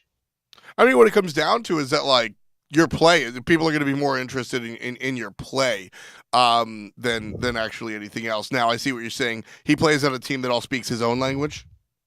Yeah, they all speak Spanish, so. Okay. Honestly, that is a little bit of a barrier. That definitely is a little bit of a barrier. At the same time, I would, ask the question, would his team get into the league? Are they good enough to get into the league independent of themselves? That's a whole different question. But no, you're absolutely right. In an individual-driven culture, a language barrier is going to be a thing. Yeah, I mean that there are going to be some casualties. That might be one of those casualties. Maybe he needs to invest in learning English, or maybe he can go about learning how to communicate in other ways. I mean, you look at Major League Baseball in America, for example, and the majority of these guys getting called up are guys from the Dominican Republic or out of Latin America that speak zero English. Now, granted, you're in person and you can use hand signals, and baseball is baseball. How much is Smite? How much is callouts right? MIA right? MIA left is probably universal. So there's something to be said for that. If he's good enough that his play will outshine his lack of English, that is definitely the conversation to be had. VGS's way to the top. Yeah, man. I mean, jokes aside, sure. Like if he goes VR1, right? Everybody knows that dueling needs to fucking retreat, right? So I mean, maybe there's that. I mean, fun fact: when I used to play in the SPL with Mogao, he communicated mostly through VGS. If that doesn't surprise you, I think we could tell. Yeah. Yeah, no. So I mean, for players like that, I think language barriers are a thing. But like I said, other games and other sports have been dealing with it, so it might hinder him for the moment, but it's definitely something that I think he could work through. Yeah. Thanks a lot, man. That's all I had to say. Sounds good. Thanks a lot. Always a good contributor here. So shouts for still showing up. Let's get Fisher, formerly of SPL fame. We've got Lord WizKid here as well, Mr. Tier Monster himself. How you doing, Lord WizKid? Welcome to your live on FPL. What's on your mind? Not much actually. So first thing I wanted to ask you was, how long has this stuff actually been in the works? Because people wanted this for ages, and I mean sort of 2 seasons. So how much have you just been trying to push this behind the scenes? I really can't speak. I definitely can't speak to like the particulars. And at the end of the day, us here at Hi-Rez are one big team. So I'm not going to say this person or that person was kind of like pushing against a sounding board for a while. But at the end of the day, this is something that has been in the works for at least the entirety of this year. We've had some staff changes and stuff, and some different perspectives on different things with different people. So I think this is something that I will say that it's not a response to anything. It's not like Richard Castle came out here, complained on Twitter, and we went, oh, the DOI, we suck, let's change shit. Smite has always been in a process where the SPL has always wanted to move forward. Pulling the trigger on some of this stuff is harder than it might seem. I think Stu quoted $2.4 million per year without prize pool incentives. That's the $30K per player.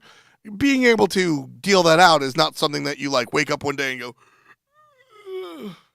It'd be dope if we took $2.4 million, paid all the pro players, and increased CC revenue by 500%. We'll do that in 48 hours. You know, so these things are a process. That is how that works. As far as exacts its particulars, I probably couldn't tell you, but I will say longer than shorter. How about that? Yeah, I mean, I've like considering the giant scope of these changes, there's definitely been a lot of work put behind it and a lot of stuff thought behind it. It's definitely not a knee-jerk reaction. Although I'd imagine making it more public might have been slightly more knee-jerk, because usually this stuff goes on behind the scenes and then it's closer to the start that you announce it. I wasn't expecting to hear anything about season 5 until like November at best. Well, that's also another thing, is that high-res is also one of the steps in pushing the SPL forward. Is also we want to get the information out there a little bit more in advance. That's another one of the pushes. We want to be able to give fans more information with more advanced time. That's something that has been a thing with high-res is sort of last-minute stuff just because of the way the cookie crumbles. And as the team gets better and as everybody sort of learns as they go on, we're able to sort of that was one of the goals that we also wanted to accomplish. So being able to put this stuff out, less of a knee-jerk reaction and more of us accomplishing another goal, which is educating players and fans more so in advance. Also, deadass, this is just something that we wanted to talk about for mad long. This is like really excite bike. A lot of people it's funny. People get a certain view of like the people behind the scenes. Dog, like Cooper's a big nerd. I'm a huge Smite loser. I've worked with Cooper. I know he's a big nerd. That's what I'm saying. Like, we're all just big losers sitting here like SPL. And like, it gets a little rough when I'm excited about some shit and people like blasted the league and you're like, but you don't know how cool it is. And now we finally this was like definitely something we were busting. We wanted to release. And so, yeah, this is a little bit more in advance than we usually do so. One, because we were so excited. And two, because that was one of the things that we wanted to accomplish. We want to be able to deliver more information more frequently, more earlier. I mean, it almost worked, but you know what I'm saying. Yeah. All right. I have one final thing for you. Then I'll head off. Sure. This is your personal opinion. I'm not talking about whether Hi-Rez is planning to do this. Just what do you feel like? Are you hoping that you might get some more casters coming in? Since, of course, you're expanding, adding the circuit. You've got 6 teams going to the circuit now instead of the 4. So you may be a little bit tight-knit for how many games that are going on. So are you personally going to want to see more people come into the scene and work with you? Or do you prefer the like really tight-knit group that you've got going right now? Since you added that last part on, I'll say both. I really do enjoy the tight-knit group that we have going on here. However, last year there was an entire split that me, Hindu Man, and Adonis had to cast all by ourselves. Because Bart and was it last year? Shit, time goes crazy. Bart and DM Brandon were traveling every other day, and so there was a split where me, Hindu, Kevin had to do all of the commentary and do replays behind the scene if we weren't doing the commentary. I love Smite. I don't want to do that again. So yeah, no, it'd be dope if we had some more hands on deck. I have no idea if that's in the pipeline. I'm obviously down to work 200 hours a week if that's what it takes, because I really am that big of a fucking nerd. But no, it'd be cool to see some fresh faces as well. All right. Well, thanks for having me on, man. Get married, move here. I wish I could. Like, if someone's offering, I'm available. I love you, man. Good to talk to you as always. Same. Peace. We have we got a whole bunch of people here. Crazed. Okay, let's talk to actually Creature was in here earlier. We'll bring him in here. Everybody else I forget when you came in, so I'll just go top down. Creature is here. We'll unmute him. He's there. He is.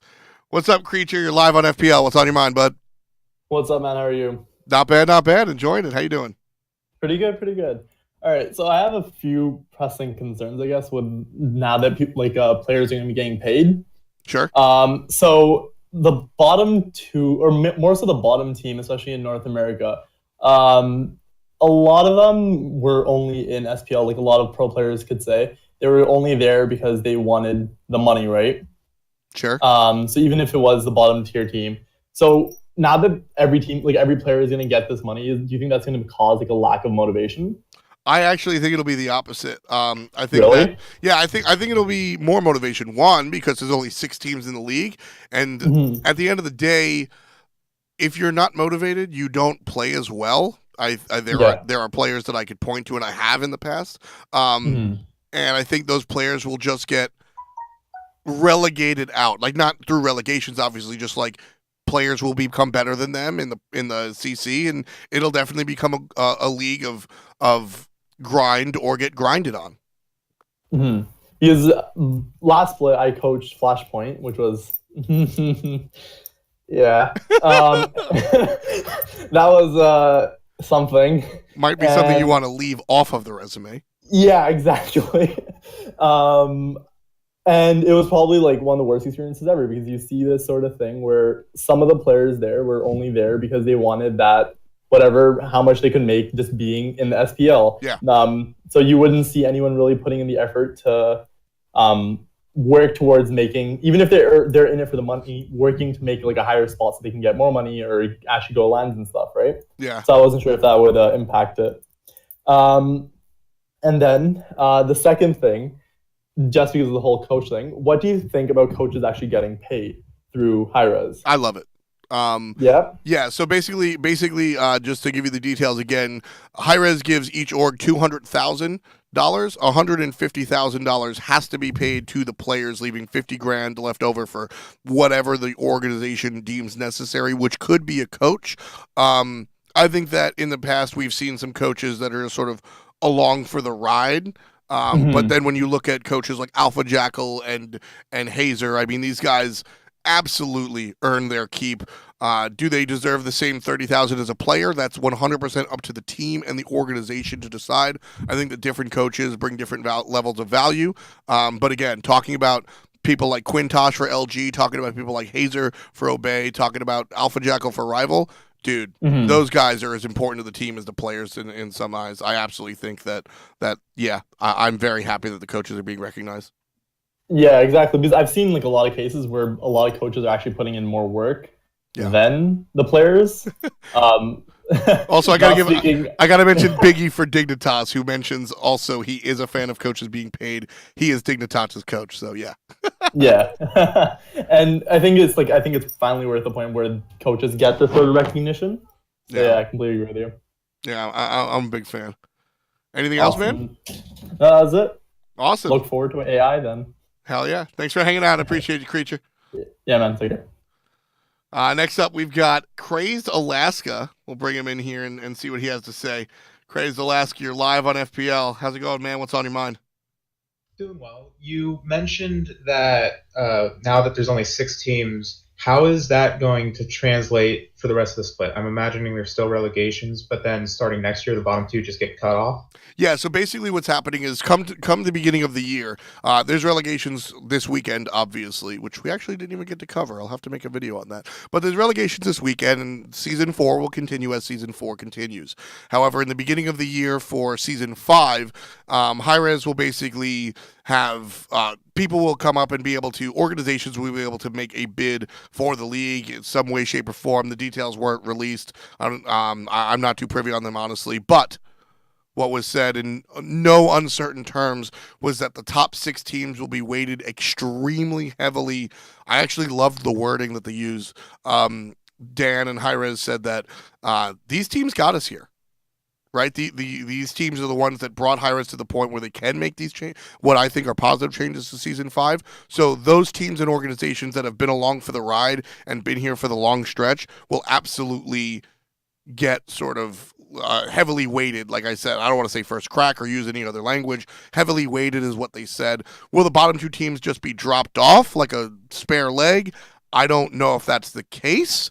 But it will definitely be a situation where the top 6 teams that have earned their right to be top 6 will get a lot more credit than those that didn't. Right. And then sort of continuing with that, obviously, it's still pretty early, I'd imagine, and you don't know too much of it. But so with the fact, it used to be, whoever beat the head-to-head would then obviously have the advantage going forward. With them having 2 games and they tie for the 2 sets they play against each other, how does that work now?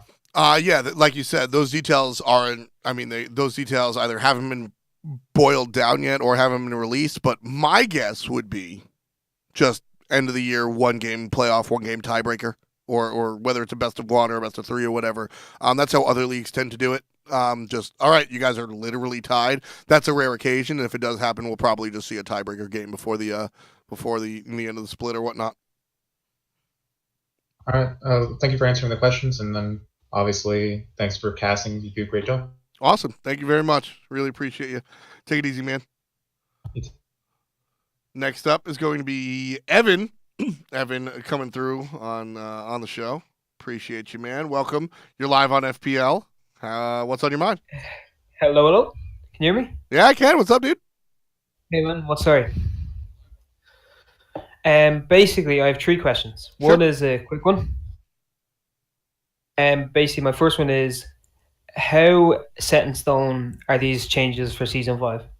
Are they 100% happening, or? Yeah, I mean, you never say 100%, never say never, right? Something could always happen, but I would say that everything that's been released so far is going to happen, yeah.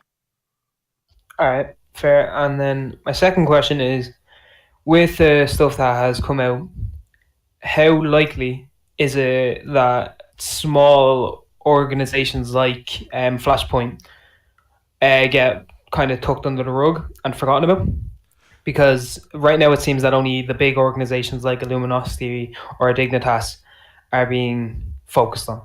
Well, what it comes down to, I think, is especially understanding where Hi-Rez comes from originally. Hi-Rez is very much understanding of the community aspect of things. I don't know how long you've been involved in Smite, but I've been around since about 2012. I started watching 2013 and started doing stuff, and that's one of the things that I like about Hi-Rez is that it's not always about the money. Now, sure, it's exciting to have Cloud9s and Luminosity Gaming's involved, but at the end of the day, Hi-Rez, I mean, we've kicked organizations out of the league for not treating for not treating their players correctly, and I think that if a smaller organization comes through and has the wherewithal and the capacity to really care about the players and care about the scene and encourage content creation and really wants to do Smite, and somebody comes through with big money bags and says, yeah, I guess we'll take a look at it.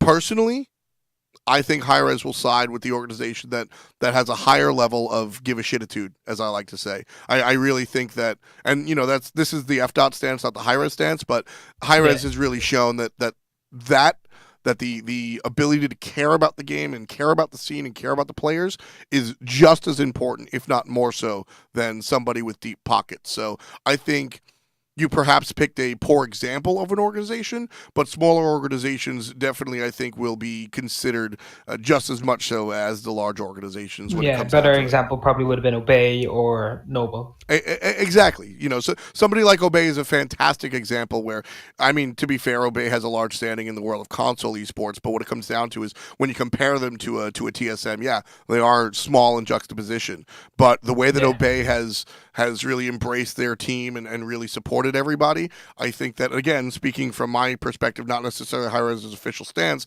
I think that that's an example of a team that absolutely would be embraced regardless of a situation with somebody else with big money. All right, and my third and final question is, I last I heard from the OCE pros is that, well, the top team at least, was that they all retired. And I'm wondering, do you think that they will come back considering the new changes for Season 5 esports in Smite? I think that is a possibility of their desires. Yeah. I think that's a valid thought process. And is that your final answer, yeah? Yep. All right, grand. Thanks, man. Thanks for giving me your time. Thanks a lot. I appreciate you calling in, buddy. All right, that's it. Take it easy. Coming up next is Paradoxicalin. Oh, I think I played this guy. I think I made this guy mad and ranked last night. I don't know. I might have. We'll see. Welcome to FPL. What's on your mind, buddy? Hey, so all of these changes coming through, they all sound great, like fantastic, and they're all sort of like aimed at growth in the community and in the SPL scene, the Challenger Cup scene, which sounds fantastic. I was wondering about when eventually there's an overabundance of really talented players that have all been highlighted by this change, and how new organizations, or possibly even old organizations, looking to get back into the game might be able to possibly scout out these new players that are stepping forward and maybe get into the SPL, or would they be going into the Challenger Cup themselves and acting sort of like it's a stopping point? I mean, right this second, probably the Challenger circuit, but I mean, this is sort of a new chapter of the league, if you will. If you look at Smite in a couple of different chapters, there was, the beginnings, which in 2012, 2013, there were weekly tournaments. Saturday was North America, Sunday was Europe. Maybe I have that backwards. I even casted those with Dry Bear and Lionheart and DM Brandon. But essentially, that was the Wild West, right? That was Smite as an infant, and that was sort of chapter 1. The next chapter was the Smite Pro League, where we introduced an organizational situation where teams played and qualified in and relegated out, and that was sort of a can we do it? And then they expanded from 6 to 8 teams, and that was sort of like chapter 2.5, right? Where, all right, we expanded to 8 teams, and, unfortunately, now we have to sort of take the step back and go back down to 6 teams, but I think it's better in the long run it's better in the immediate future, excuse me. Building your bases. Exactly. So we'll have those 6 teams, and because there are 8 teams of talented players right now. Now there's 6 teams of talented players, and should this give more interest to more players? Should this give players a bigger opportunity to put more into the game and invest more time? And we do have more players later on down the line. Again, I'm not saying this is something that's absolutely going to happen, but you know what? If the Challenger circuit has 6 absolutely banging teams, there's nothing set in stone that says season 6, season 7, we can't expand. I mean, when you look at other professional esports leagues, they have expanded and contracted and then expanded and expanded. So I think the answer is nothing set in stone, but if the talent's there, why not nurture it? Awesome. Praise be to give a shititude. Hell yeah, man. All right. Well, thank you, man. Great stream. Thank you. I appreciate you hanging out. I'll catch you later. And last, we have Evan. Wait, we talked to Evan, didn't we? I don't know. Did we talk to Evan? I'm not sure. Evan? I think. Chat, tell me if we talked to Evan. We haven't talked to Verbalocity, who is another Challenger Cup caster, a good friend of mine. Verbalocity, you're live on FPL. What's on your mind, bud? I was going to say, to Evans, what the hell, man? I'm right here. But no, in all seriousness, so I wanted to have a bit of an apology, because my question 2 weeks ago was a bit shit. So I wanted to come up with a much better one. And I was sat here just listening to the show, and the theme of individuals came up quite a fair bit. Sure. And I was thinking, all right, so in my scene, I work in Southeast Asia and Challenger Circuit. I'm thinking, all right, individuals. Shouts to Young me Bay. Personally, bit of a backstab. Yeah, and that's the thing. But there's a ton of other players there. There's your Noctis Poise, your Draculas, that kind of thing, and that comes back to it. me personally, I've always had a hard time with names and remembering specific players. And even the few times I've interacted with people like Dracula V, everyone knows him because of his nonsense in ranked and in the solo lane, proxy farming between tier 2 and the Phoenix with Giannis, and somehow getting away, knocked his poi for his stupid anime stuff, and Bill HK for his YouTube. Do you often find that when you're working, like, professionally, that you sometimes may give some bias towards some people because maybe you know them a bit better or like that? Because that's something I've been struggling with. That's one of the tough things when it comes to commentary, and that's actually, know your strengths and weaknesses. I think one of my weaknesses, just because I'm going to blab about my strength, I think one of my weaknesses is at times I'm a little bit verbose. That works well for this type of show where I've just been blabbing on for about 2 hours. But when you're on the live cast and I'm trying to come to a point, sometimes it takes me too long. Now, I mentioned my weakness because I think one of my strengths actually is a lack of bias. It definitely is kind of tough. There are players that I do not like in the Pro League now and in the past that I've commentated on. I mean, Mike the Magikarp has become a little bit of a meme, but I think that on professional live commentary, I have definitely done him. I don't think I've done him poorly. And there are players that you would never guess that I dislike. And there are players that, I like as well because I know them better than others. But it's just something that you come to with a different mindset. Similarly, how when I step on the microphone for a Pro League game, there's no way, shape, there is no chance that I'm going to say fuck. There is just no way, because my mind's in a different place. And it's sort of the same thing when it comes down to commentary, is that your gameplay is your gameplay. And I think one of the bigger tips for Velocity, and I think this works out for you, you're a very respectful person. And I think that when it comes down to professional players putting in the time to be a professional player, that what they do on the battlefield is important. And it might behoove you, the broadcast, to celebrate a content creator and giving more attention to Weekend during downtime because he put out a new YouTube video is rather important, and that's not what I'm talking about. But when it comes down to team play or team fight or whatnot, and that guy that you don't like, or that the guy that doesn't exist in the Smite Pro scene at all, but he played really damn well, you just respect the guy's play, and you call it how you see it. And you go, you know what? Damn. Like, he did that play. He landed that taunt. Congratulations. And you give credit where credit's due. And I think what it comes down to is just making that compartmentalization of the play on the battlefield and whatever personal biases you might have outside. Yeah, the point about critique as well stood out to me there, F. Primarily because I've always been, like you said, respectful. Probably a bit too much, I've been told, because I've been almost a little bit scared to give critique to maybe people who have had bad runs of luck. Like a recent thing that happened in Southeast Asia was Team Viral. They came into the second split top of the dogs. They ended up winning split one. All very good. They came in, had a really bad time, had the competitive ruling, came down, came back up. But I only started mentioning that towards the very end because I'm not a very good player in Smite and not that great. If I start, talking about this kind of thing that's negative, I'm going to have these players come back to me and it's like, oh, you can't talk about this like that. You're not even good. I suppose that comes down to more of a thick skin thing, but that compartmentalization, I find it a bit more difficult to do. That's tough. Yeah, man, that's tough. I'm speaking as a commentator that also doesn't have the level of play. And I'm surrounded by, Graham doesn't have the level of play, but he's better than I am. He's like a platinum player, whatever the hell it is. But everyone in the high-res office is good at talking shit, though, so it doesn't matter about that. So they got thick skins. Sure. Everyone. There is not one person on the casting team that I can think of that doesn't talk shit at some point. Totally bad at it, but he tries. But when it comes down to, I'm talking shit about talking shit. But realistically, when I first started, I had that issue as well. Even though I am a foul-mouthed, say it how it lands New Yorker, when I came into the scene, I was very much on the outside looking in. Oh shit, Tully's in chat.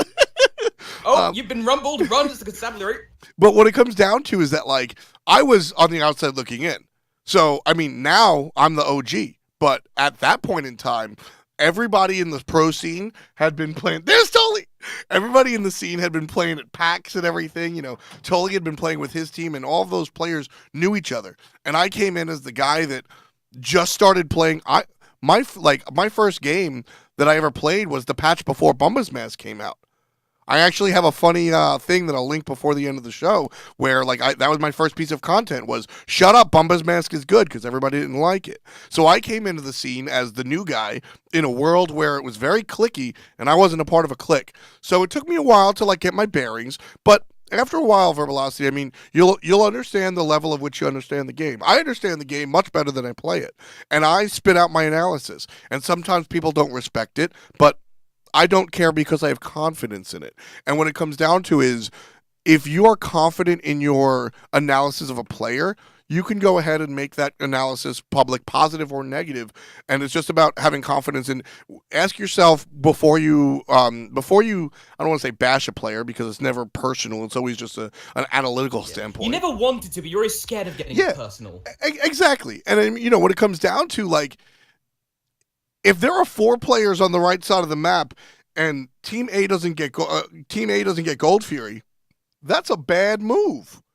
I don't have to be Masters. I don't have to be SPL to know that's a bad move. And I'm going to call out the shot caller. I'm going to call out the in-game leader. And I'm going to say, listen, you got to do better than that, because I'm 100% confident in understanding that that's going to be that is objectively the right call. And I think when you come from a position like you or I do, where we're not as talented at the game as other players, that you just have to be confident that you're correct, and that will come kind of just over time, man. You'll get that over time, but at the end of the day, it's important to deliver the truth, whether it's positive or negative.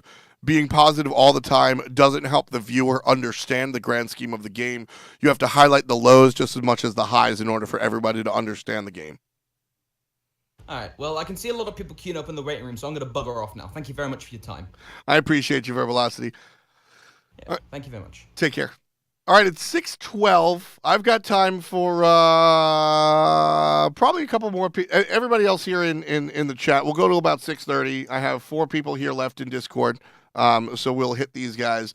Ultra Rose, welcome to FPL. You're live. Oops, friend request sent. Well, we're friends now. Server mute. There you go. You're live. How you doing? Hey, man. How you doing? Not bad, not bad. What's up? What's on your mind?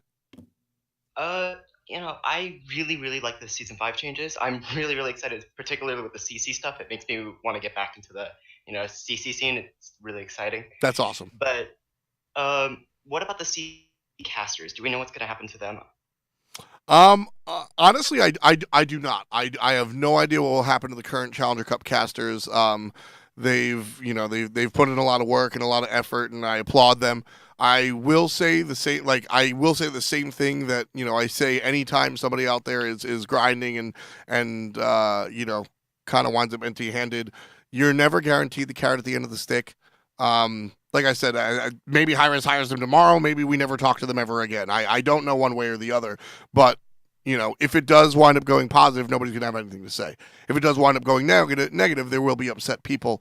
And I have been an actor. I've been a musician. I have never been famous at either of those things. I also did semi-pro skateboarding, and I wasn't famous at those things. I put in thousands and thousands of hours in things that turned up to be nothing. I got lucky on this one. When it comes down to it, hard work doesn't always pay off. I hope it does for those guys. I really like those guys. Yeah, me too. Dylan and I. Yeah, shouts to Gormizer. He's a good friend of mine.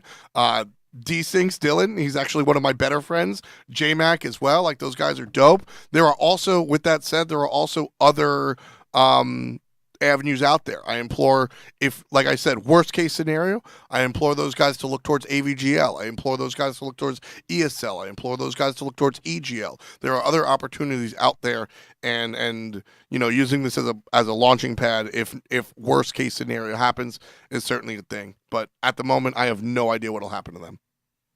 All right. Thank you so much. I see a lot of other people, so I think that'll be it. But thank you so much. Yeah, I appreciate you. Thanks for hanging out. No problem. Coming up next, we've got Spade. I hope it's not David. What's up, man? You're live on FPL. What's on your mind? Oh, shit. What up? Well, first, thanks for feeding my ranked games. No, I'm kidding. What's up, bud? Probably did. When it comes to personalities in the SPL, and personally, I don't really think there are that many to hold on to. Where like we almost thought Zapman was leaving. Lassus left a while ago. Andinster doesn't really stream, so you can't really get the mystical Thor jungle. Like Weekend and DM are known for being just controversial. How do you feel about the players required to be making content so that they can get themselves out there? Do you think we'll actually see more personality from the players, or is it just like boring people are going to be boring? Little of column A, little of column B. I think that this is offensive. Sorry. I think that people are lazy, and I think that a lot of the players out there, I know these dudes. They come to LAN. I've been, like I said, I've worked every LAN ever. I know these players. Some of them are fucking boring. You're right. Some of them aren't. And the ones that aren't don't all make content.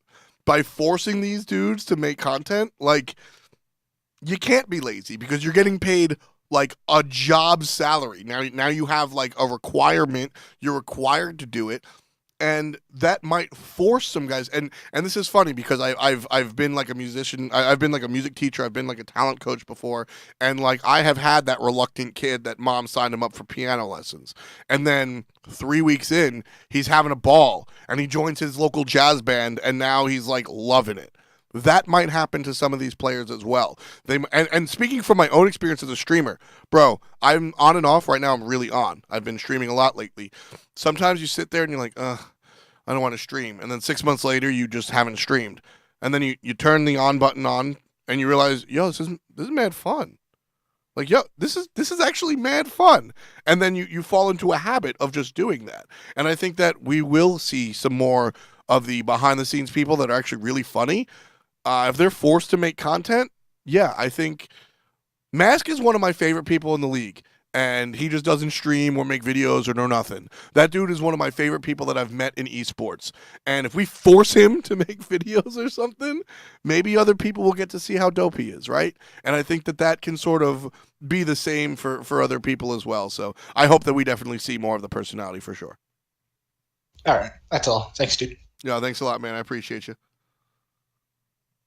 Coming up next is Old Juice. We got Old Juice, one of the F dot chatters. What's good, man? One of my favorite hip hoppers. You're live on FPL. What's on your mind, bud? Old Juice is muted and deafened. We'll give him one more shot before we'll swap him. Oh, there he is. What up, Old Juice? How's it going, bud? Hi, can you hear me? Yeah, I got you, man. What's good? All right, so I just had 2 quick questions. I know you got a lot of people here trying to wrap it up. So I'm assuming this will go the same. I know people don't really pay attention as much, but I know it's important to a lot of people. The console league, will that be will the changes be like the same for that as well, or I'm not sure if the change. I'm not sure if the changes will be the same. And I'm with you. I've always given the console league a lot of love. I love those dudes. Shout outs to Uzzy and Chappa who like came from the console league, and even the guys that are still in there, and Sinosure even the guys that are still in there. I've always loved the console league. In fact, I've pissed off a couple of PC players by saying that the console league has more exciting people in it sometimes. Going back to the conversation we just had about player how cool players are or personality. So I don't know if we're going to see like a carbon copy of what happens here. I think a lot of times the PC league leads the charge and the console league kind of follows suit. But I think that the mentality of pushing forward and turning a new page or a new chapter in the Pro League and the PC will absolutely follow with respects to the console league. I think we'll see more attention to some of the other things because, like I said, I mean, esports is new and everybody's kind of, sort of every experience is a learning experience. And I think as we see what happens with Season 5, I think that we can definitely expect some more positive stuff to go the way of the console league as well. Yep. Okay.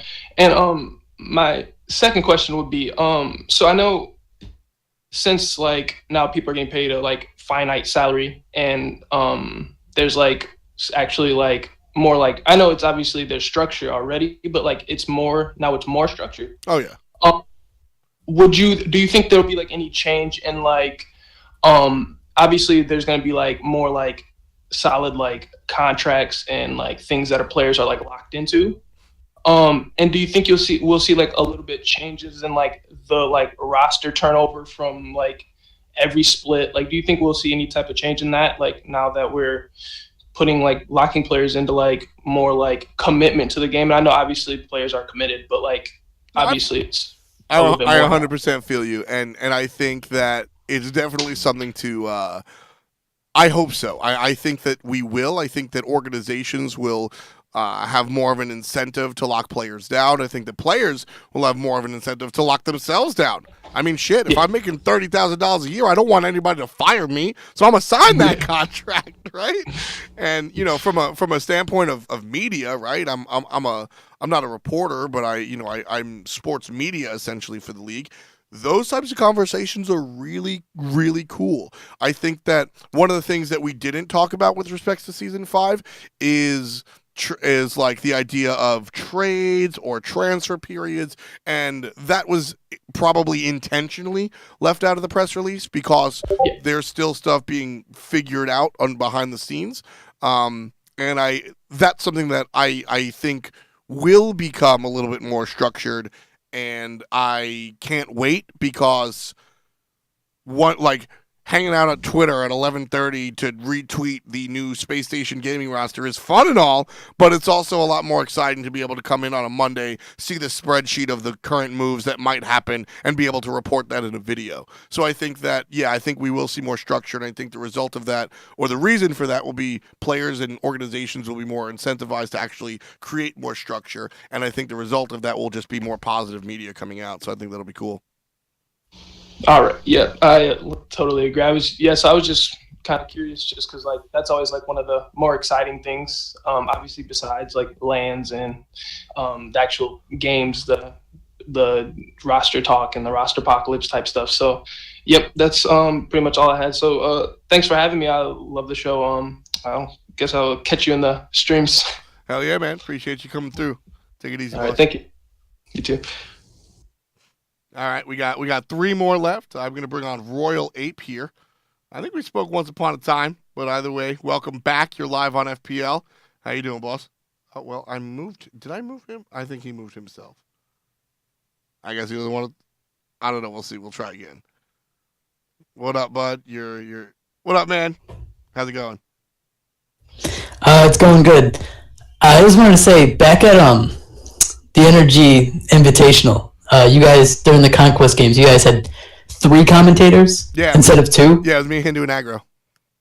Yeah, what was the decision-making or like the plan point behind that? Are you guys just trying a new thing? Is it something you'll do in the future? And do you like 3 commentators over 2, or what's your personal preference? It all depends on the scenario. We had a lot of fun. What was the conversation coming up to that? Hindu went, "Oh, mate, you want to try 3?" And we said, "Yeah, I guess we could do that." And we had some fun. My guy's working on it. Jameson's the best. But so I was basically just like, yeah, this is awesome. Me, Hindu, and Aggro all have like natural synergy with each other, and it worked out. I think with how everybody positively responded, I think you can expect to see more of that, perhaps in more serious arenas as well.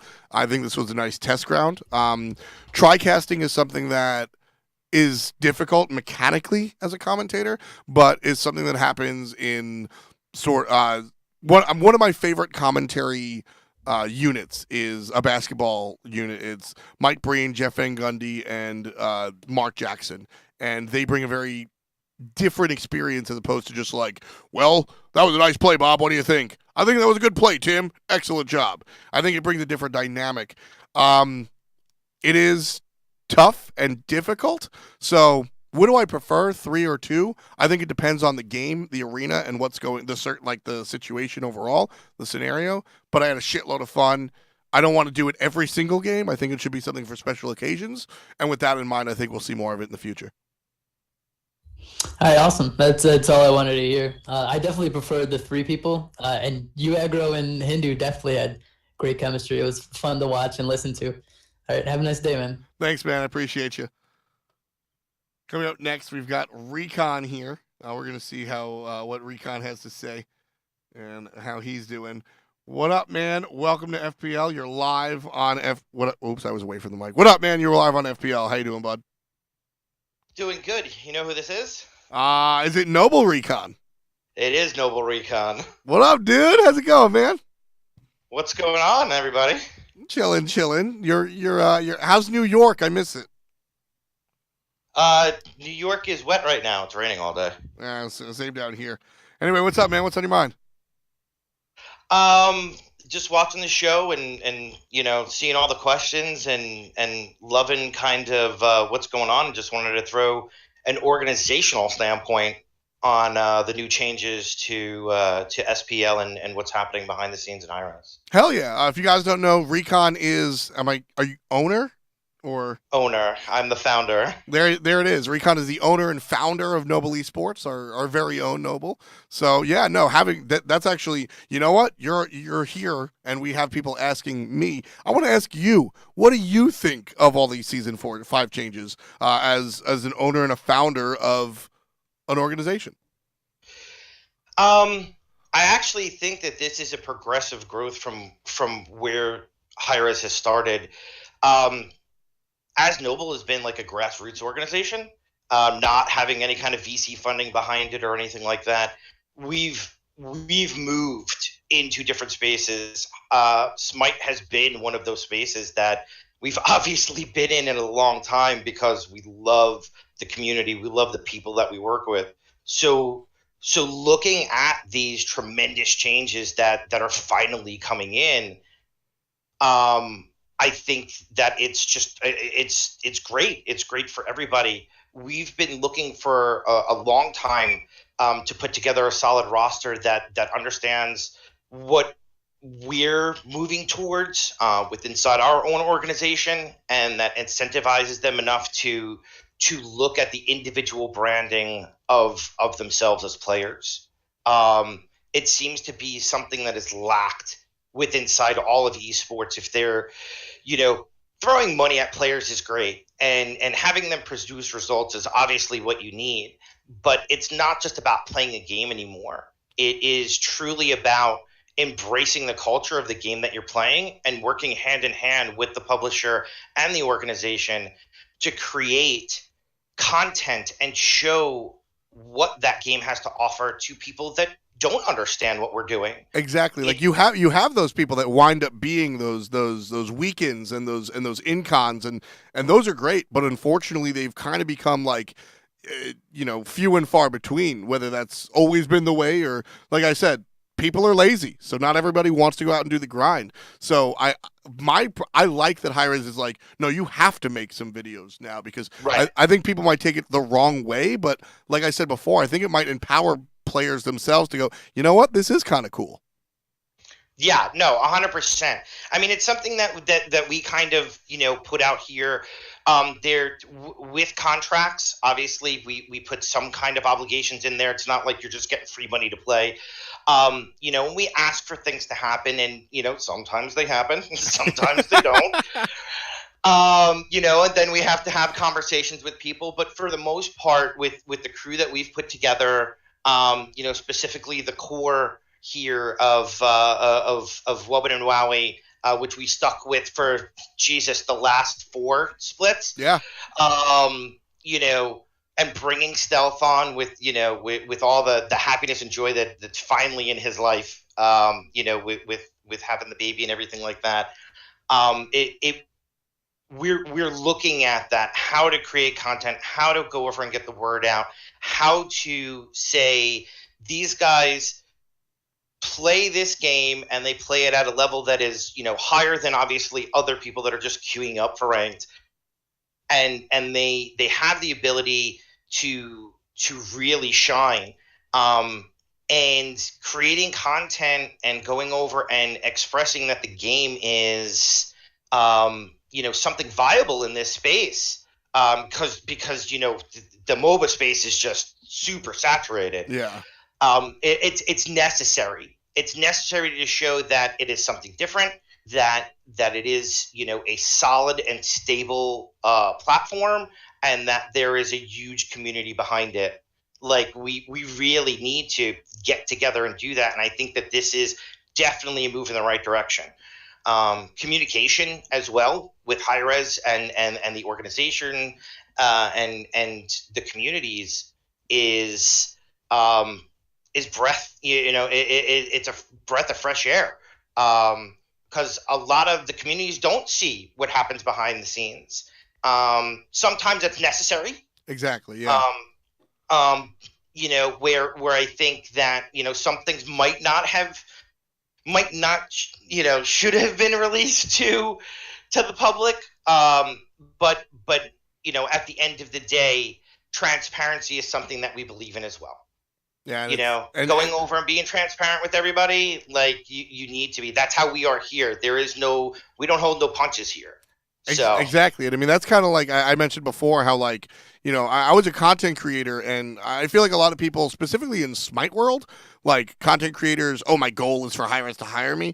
My goal was just to be a Twitch dude. Like I didn't, I actually, declined Hi-Rez once or twice. My goal was to just like be a Twitch dude. I wanted to like do esports, and Hi-Rez has that, like, Hi-Rez, like all companies, has to hold some things close to the chest. But if you look in comparison to like, the rest of the industry, Hi-Rez is closer to the ground, like less head in the clouds, and more transparent than a lot of the other companies out there, despite some of the negative things that people have been saying lately, which is like part of the reason I wound up working here. I respect the way the company does things, and hearing your take on it, it sounds like a similar thought process as well. You work with other games as well, so that's cool to hear the other side of it as well.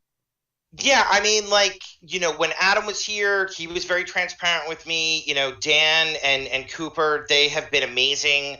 I can't say enough about those guys. They have helped transition things that we need to do, get things done for us. Like, the casting team has always been one of my favorite casting teams that, you guys, put together. It's not just a game. And that's what I think people kind of miss. We really are communities. We really are a group of people that actually care about the game. And education and transparency is something that definitely I think has been needed for a while, and I think that we're moving into a really good place. Yeah, I'm super excited. Like I said, I mean, I've been doing this on my own and with Hi-Rez for a combined 4 years, since 2013, and this is probably my most excited point for Smite. So I'm happy as a pig in shit, man. I'm glad to hear that you're also thinking positive. Yeah, I mean, the guys are all ready for this next split. We've been pretty psyched with the potentials moving from last season, first season not being in relegations. It's that was really cool. And then obviously you guys saw on the last patch stream that God. Yep. We got the God of gods in the game right now. Z-Man Senior. Yeah. So again, progressive movement. Really happy with it. I think that we have. It's always a work in progress. Something that we put out today was the road to success is always under construction. Yep. And that's where we are, man. We're consistently moving forward. Esports, Hi-Rez, every other game that's out there there has to be this progressive movement. And I think they're doing the right thing, and I'm really happy. Just like the Jackie Robinson, always under construction, right? Hey, man. Yeah. Thanks a lot for everything. I really appreciate it. Good to talk to you, buddy. Yeah, no problem. Take care, man. You too. One more time. That was Recon, founder and owner of Noble Esports. That's gonna do it for us today. Wait, I guess there's this guy Danny with an accent that wants to talk. I'm just kidding. Fails. How you doing, man? I saved you for last. Not like this. How you doing, buddy? Oh, that's it. That's how you're doing. It's still not working. Oh, well, we can hear you. 1 sec.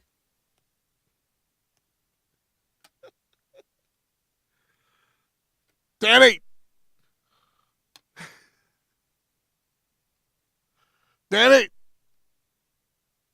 Fails.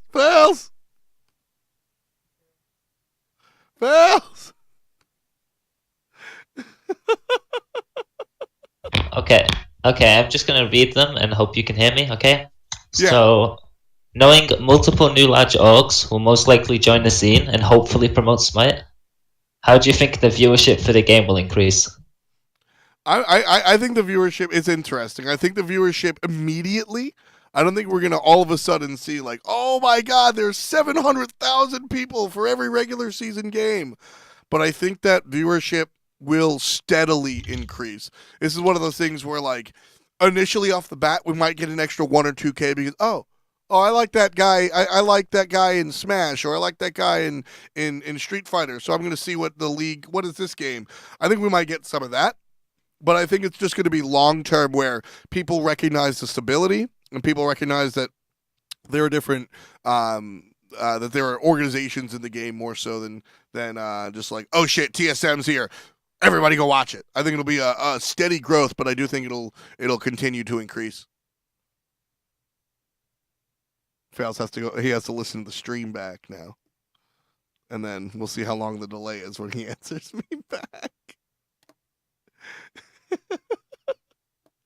Okay. Is PR for the game, both for Worlds and the split in general, going to be better?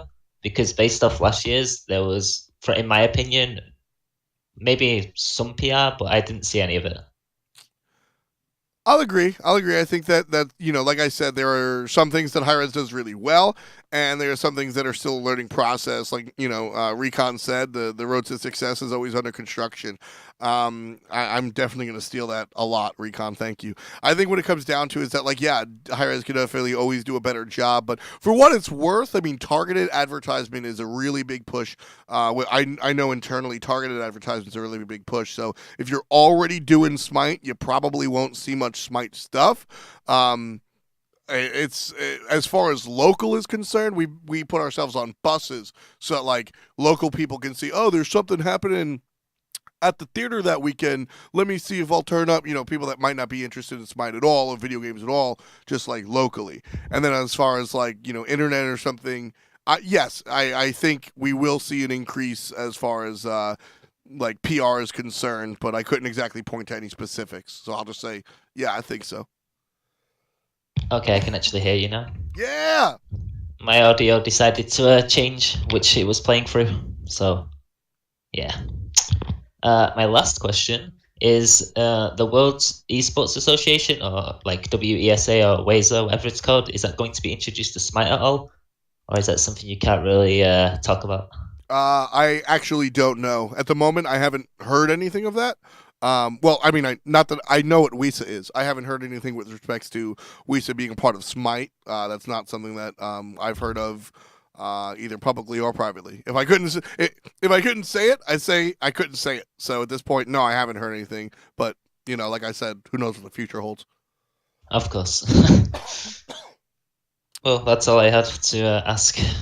Awesome, man. Thanks for hanging out. Always a pleasure talking to you, Danny. You too, man. Peace. Peace. Fails. Always a good guy to turn up and just talk shit with. Anyway, that's going to do it for our episode of FPL this week. We'll be able to put this up on YouTube probably later on tonight, and then I'm going to find somebody to teach me how to put stuff on like iTunes and stuff, and we'll like audio only this stuff and get it on podcast as well. I think this 4 p.m. works a little bit better. I like my European friends to actually show up. So, making you guys stay up till 4 in the morning, maybe a little bit of a stretch. 12:30, 1:30, y'all could do that. Y'all are video game nerds anyway. You don't actually have real sleep schedules. So I appreciate you. And as far as our NA people are concerned, I think it's time to get some dinner.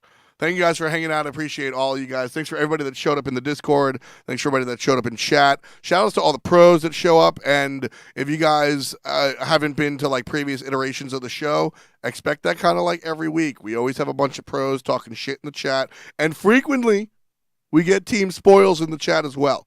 So who effing knows? You always want to make a time on your calendar. 4 p.m. Tuesdays for FPL. Really excited for Season 5. We talked a little bit about the NCAA and why I'm really not excited. We talked about some free agents. Where is Vedium going to go, if anywhere? 2 solo laners, Divios and Final K for 1 solo lane spot over there on LG. A couple of other people lost in the wind as well. We also talked a little bit about the Space Station Gaming team. Scary D needs to make a big showing if he wants to impress people alongside Homie FA, Andy Jiggs, and Zapman, which I think 4 out of 5 of those players are Hall of Famers. And Scary D, if they picked him up, they must know something I don't. Again, you guys are the shit. I'll see you next week. Shout outs to Into the Game for providing help to the stream. Use code FDOT, save 10%, and put money in my pocket. I like that a little bit. Also, shout outs to Evie. That's the beautiful Portuguese girl singing the song in the beginning of the show. You can find her on iTunes, SoundCloud, Google Play, or wherever else you get your quality music. Shout outs to everybody else in chat. Shout outs to Jameson, my man's on the ones and twos, actually making the show work. And shout out to me, because I'm getting out of here. Peace and much love to you.